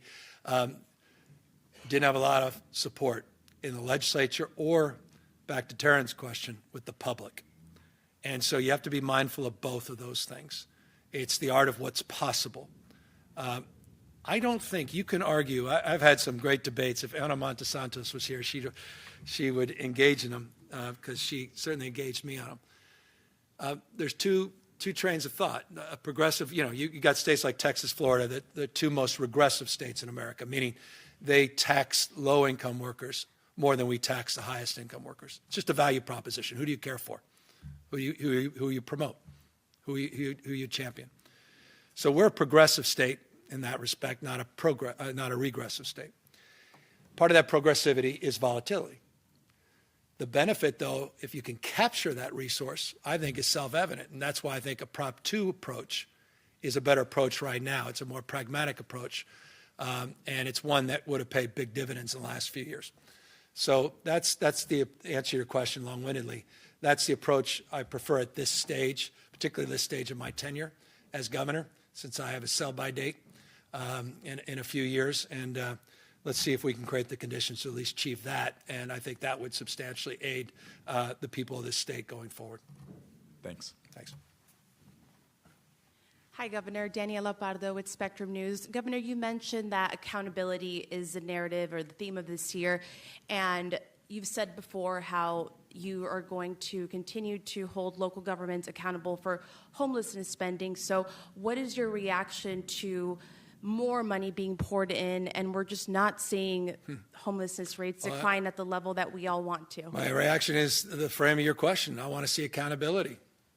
More is not better, better is better, better outcomes. That's why we required the first accountability plans in California history. When I got here, there's no plan for homelessness, no investments in homelessness, no strategies. I'll remind you, the highest pit count in California history didn't happen the last couple of years. It happened in the 2000s. 2005 was the highest pit count, over 188,000 folks. There was no plans, no strategies, no investments of meaning. There was investments marginally. That changed 5 years ago. 3 years ago, my mindset changed, even after the first 2 years, that we need to be more focused on accountability. That's why the accountability plans, the HAP framework came, et cetera. That's the accountability we're seeing in housing now. We're seeing that accountability in this Mental Health Service Act reform, and we're starting to now talk and socialize more accountability, to your question, in the homelessness space. And that's why I advanced not only the slide, but my narrative around working with the legislature between now and May to be more prescriptive in terms of that accountability before we put any additional resources. And Governor, how would you best describe this budget? Would you say we're in a financial crisis? How would you? I mean, I don't know the word crisis, operative. I mean, we are able to balance the budget. You saw the presentation. You saw all the things we're able to commit. You saw the reserves. I told you about our cash balance, over $91 billion. Talk about unprecedented reserves. In fact, we're still paying down long-term obligations. Talk about the fact that we did 93% of that surplus, that $101.4 billion surplus at one time to prepare for just this kind of scenario. We're managing it. So no, I wouldn't, look, I remember, I think when we had 177, I remember people calling, it is a crisis, and we had $100 billion surplus. So you'll find people that will say this, how could the guy, I get it. I mean, this is not my first, I've been on planet Earth half a century plus. So I get it. But no, we're prepared for this. We're managing it. And I hope I'm coming across as not a hair on fire governor right now. We'll get through it. Finally, Governor, your message to the average Californian who isn't sitting in this room and isn't going to go through all the documents that we're going to go through, what is your message to them about this budget if they were to just watch you for a few seconds? Well, I hope they appreciate the close to $20 billion of tax rebates the last few years. I hope they appreciate the expansion of child care and health care, the earned income tax credit, child tax credit, the work we're doing, create a brand new grade, pre-K for all, the work we're doing, create child savings accounts for their kids, work we're doing to offset the burdens of food insecurity by being the first state in the U.S. to provide universal meals, maintaining those investments, the health work we're doing, the work we're doing to clean up the air and water. Hope they're proud of that. The fact that we're leading the world, not just this nation, in low carbon green growth, and the fact that we continue to be one of the most dynamic and diverse economies on planet Earth. I hope they're proud of that. I know I'm proud of this state. I think they're right to be concerned about affordability. We agree with that. That's why we're doing a lot of things, not to subsidize costs, but to reduce costs, and creating our own naloxone, doing our own insulin, looking at new and novel strategies to reduce healthcare costs, created Office of Healthcare Affordability. The work we're doing across the spectrum, I hope they see that we have them in mind and we care about them wherever they are, rural Californians, unprecedented investments in rural California over the last few years. And I just hope they know they matter and we care. Doesn't matter if they vote for, a former ex-president to be their next president or the current one. They matter, we care. And so that's my message to all Californians. And we're doing our best, and I know they're working hard, and they're doing their best. And I just want to thank all of them for what they've suffered through the last many years with a global pandemic, and social unrest, and a lot of anxiety in our politics, a lot of manipulation, misinformation, disinformation, a lot of partisanship. It's hard. And so I also want to acknowledge that and thank them for being as resilient as they are. And with that, every outlet in the room has gotten at least one question. Unless, Aaron, you're going to ask me a question. I'm and if it's going to be for a raise, we can't afford it. Go let you get your chicken salad. Okay, thanks. Oh, yeah, I think I earned my chicken salad, which apparently I get. So let me, again, just thank everybody. Let me just end as I always do. And if I haven't, I think I have, but I just want to reinforce my deep admiration and respect for the legislature and the work they have to do over the course of the next few months. I want them to know clearly that I'm mindful that while we share the vast majority of values, they may have their own ideas and own insight, and I deeply respect that, and I look forward to engaging them and working with them and reconciling those points of views, not differences, points of views, as we move forward with the May revise. But this appears, at least at the moment, we'll be able to do so with kind of clarity and understanding that we did not have last year. And so this gives me a little more solace and confidence in this year's budget process. And again, I can't wait to work with the new Pro Tem McGuire, old friend, and Speaker Rivas, who are just outstanding young leaders and are going to do a wonderful job in partnership with us this year. Thank you all very much. And now Joe and his team will come up and answer questions.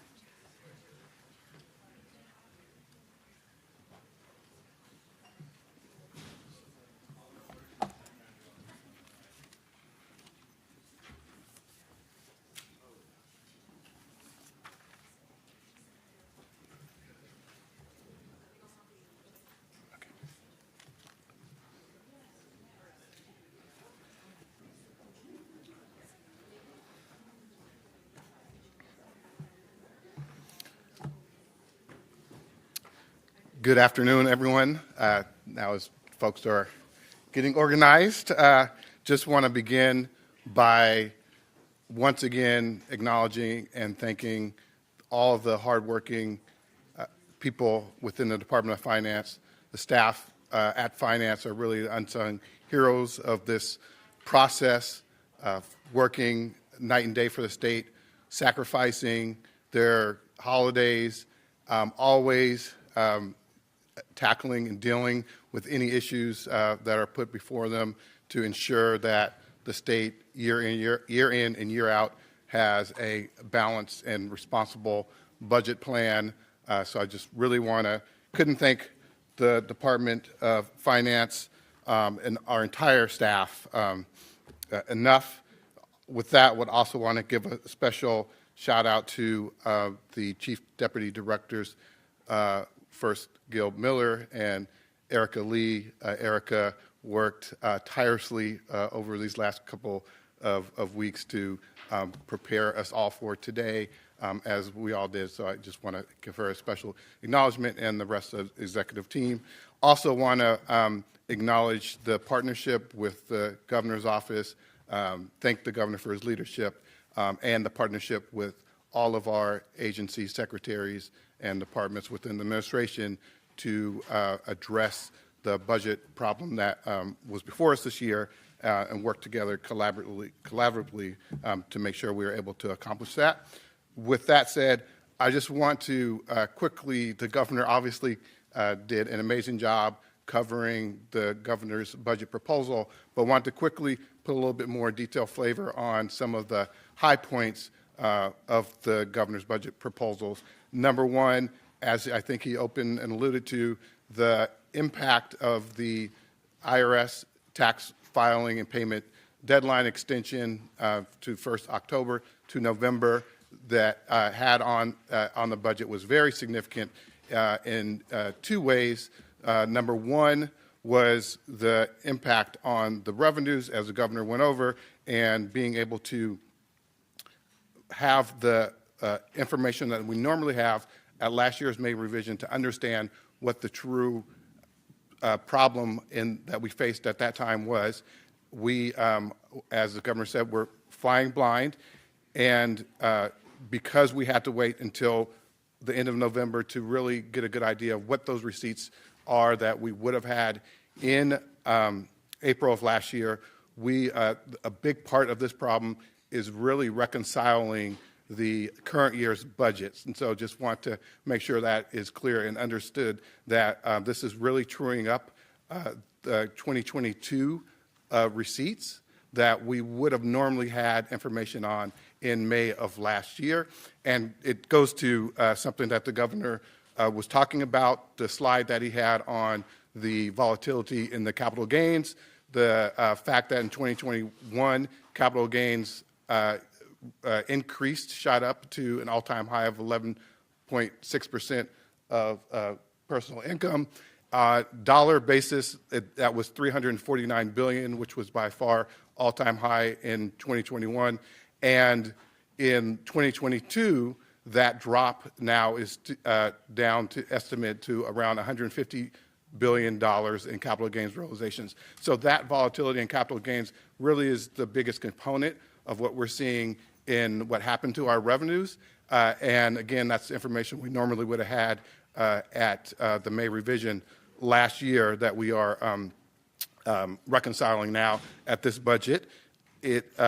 In terms of the impact on the problem, our general fund big three revenues are soon to be down $42.9 billion over the budget window. $29.6 billion of that is in PIT and $15.4 billion in corp. Sales tax actually up a little bit by $2.1 billion, but just the last point on capital gains, the capital gains component of that downgrade in PIT was about $25 billion.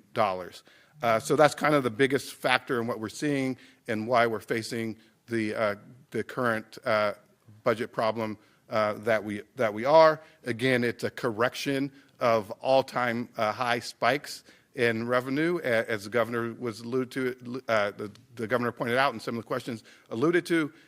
It's not an indication of what we're seeing in the current economy at this time. Obviously, as the governor stated, the markets did well at the end of last year. Some of the risks in the economy that we saw at this time last year have subsided, and we had growth in our economy in 2023.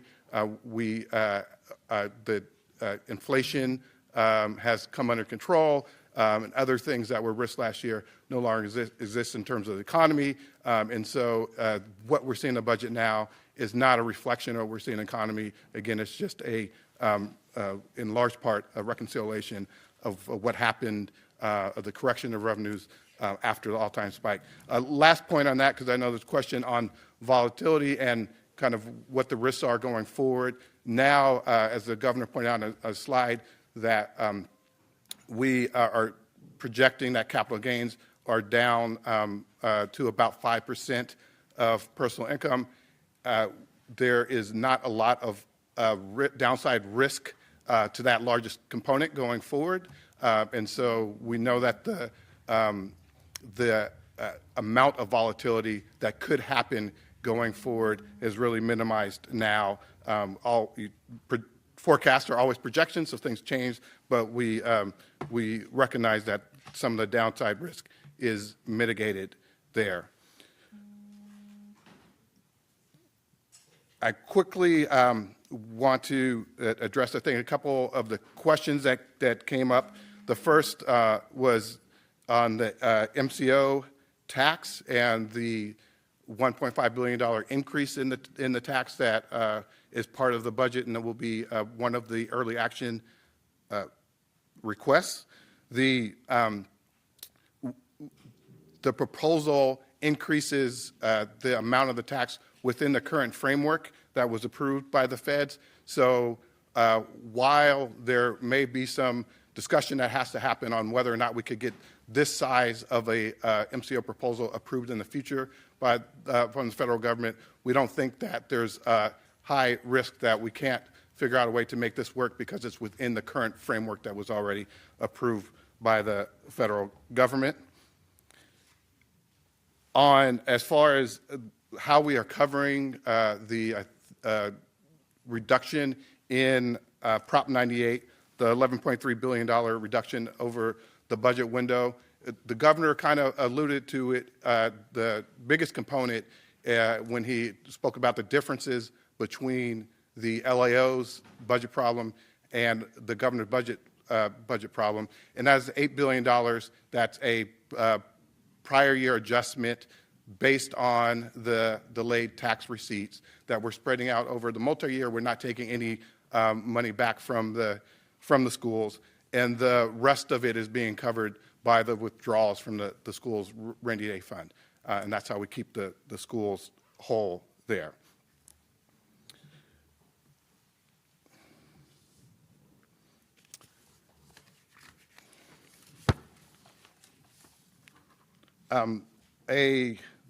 I think with that was the notes I wanted to cover on the question, so I will now open it up for any additional questions that any of you may have.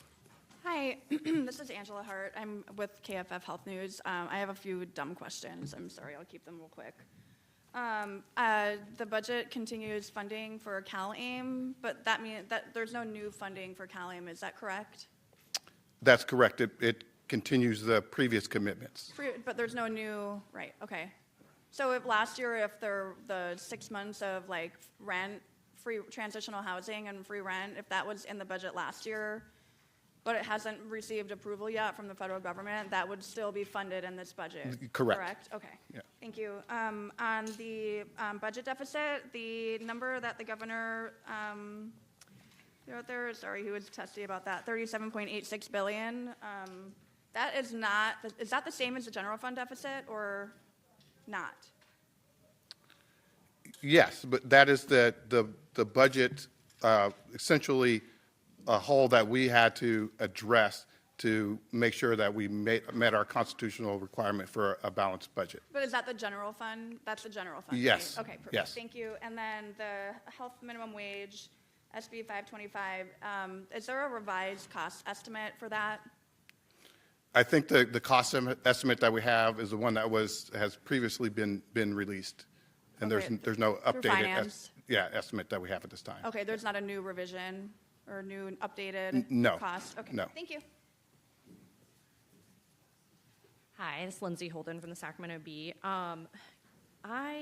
Just wanted to double check. So when the governor suggested early legislative action, those like 9 bills, so that means opening last year's budget, correct? Sorry, I missed the last The part. early legislative action, like the 9 bills, that will involve opening last year's budget, correct? So yes, so it would not be 9 bills. I think it's alluding to 9 issues, and early action, yes, would typically involve amendments to the current year budget. Okay, can you talk about is there a way we could find out what those specific actions are? Yes, we can get lists to folks, but I can run through a few, most of them actually. So the first, as we've talked about, are the amendments that would be needed for the MCO proposal. The second that I believe came up earlier is the 525 cleanup. The third would be some current year shifts to offset general fund expenditures with other funds. Fourth would be some storm damage levy repairs related to the storms of last year. Next, lab repairs for Tulare Lab related to storm damages for last year.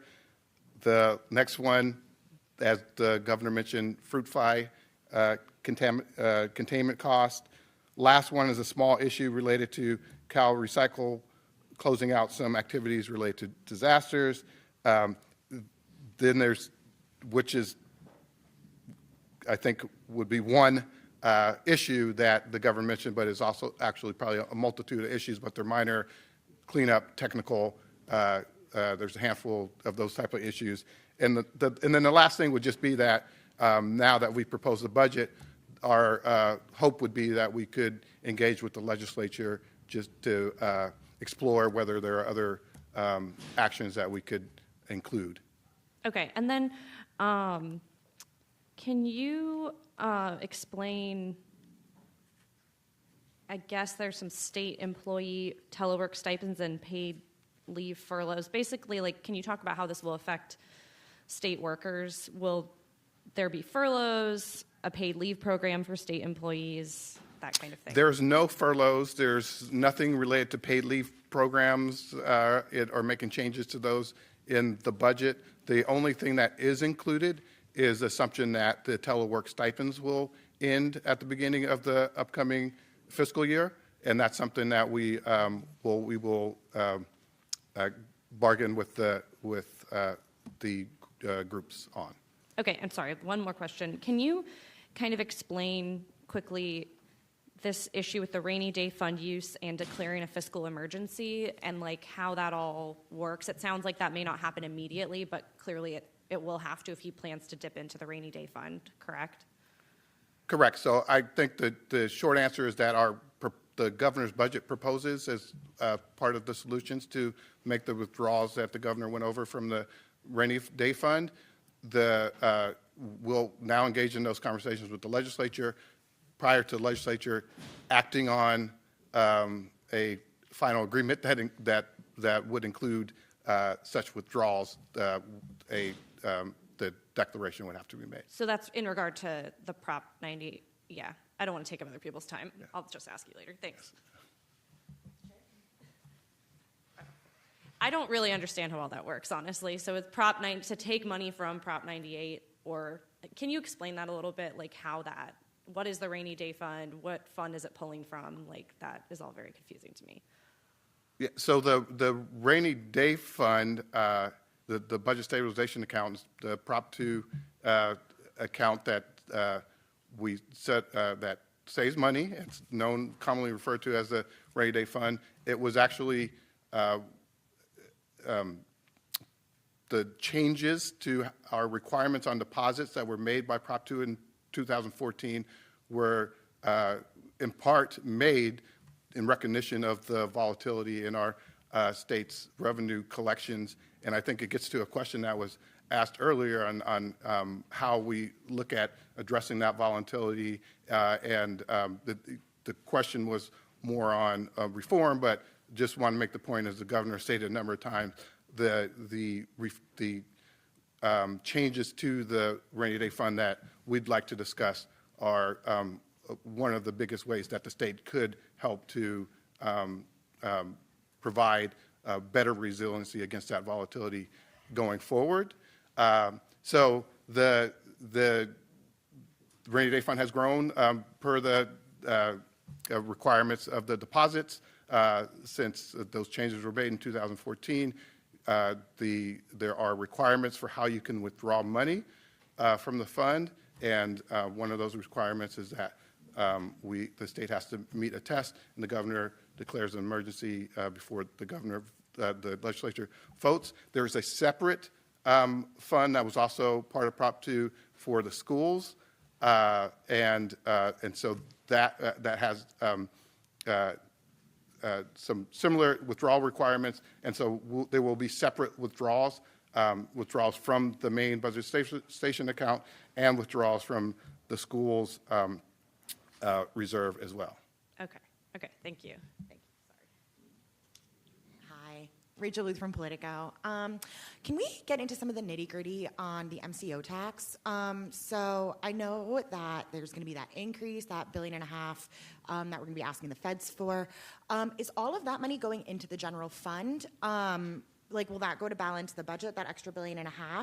And then also, I saw that there's $8 billion going into the future provider payment increase reserve fund as part of the MCO. I believe that was $11.1 billion last year. Can you, is more money going into the general fund than anticipated when this was first worked out? Can you help me figure out where some of that money is going?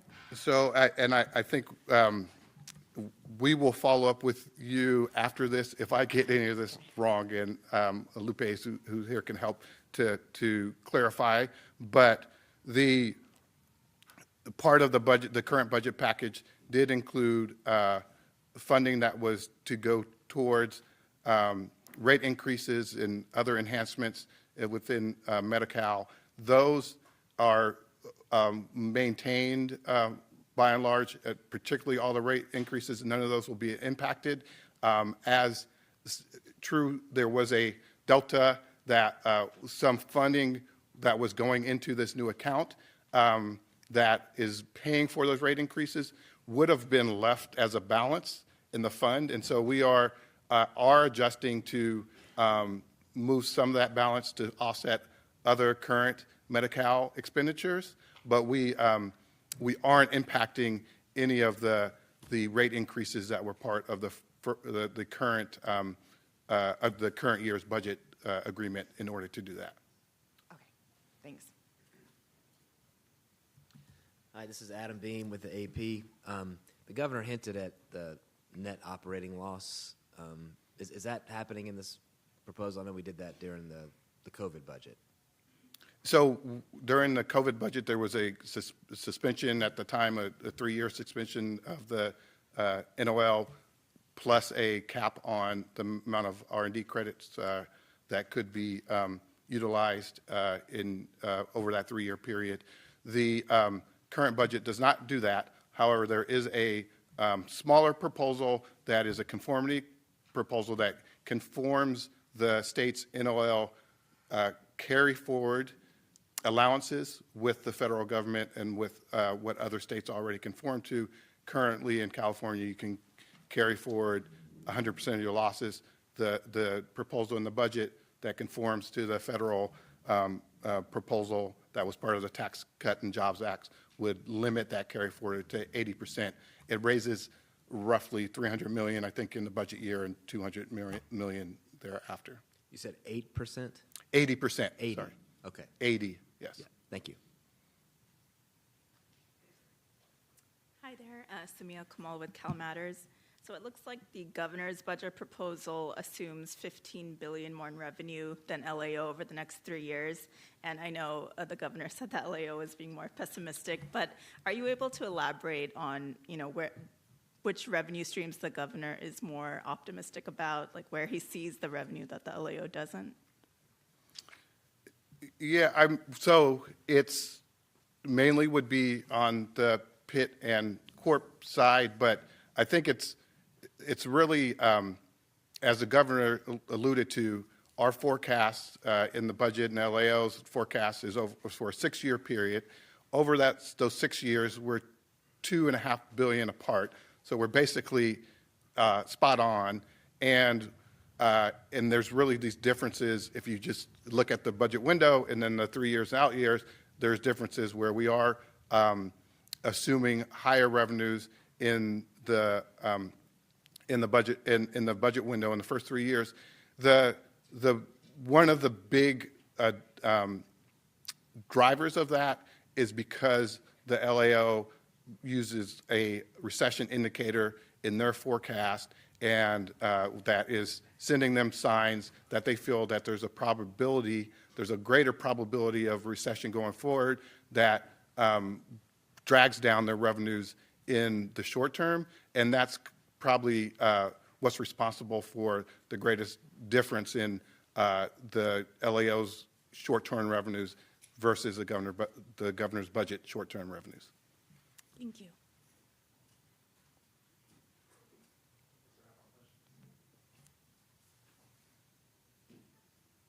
Okay, thanks, everybody. We do have extra copies of the budget handout here, too, if anybody needs them on the way out.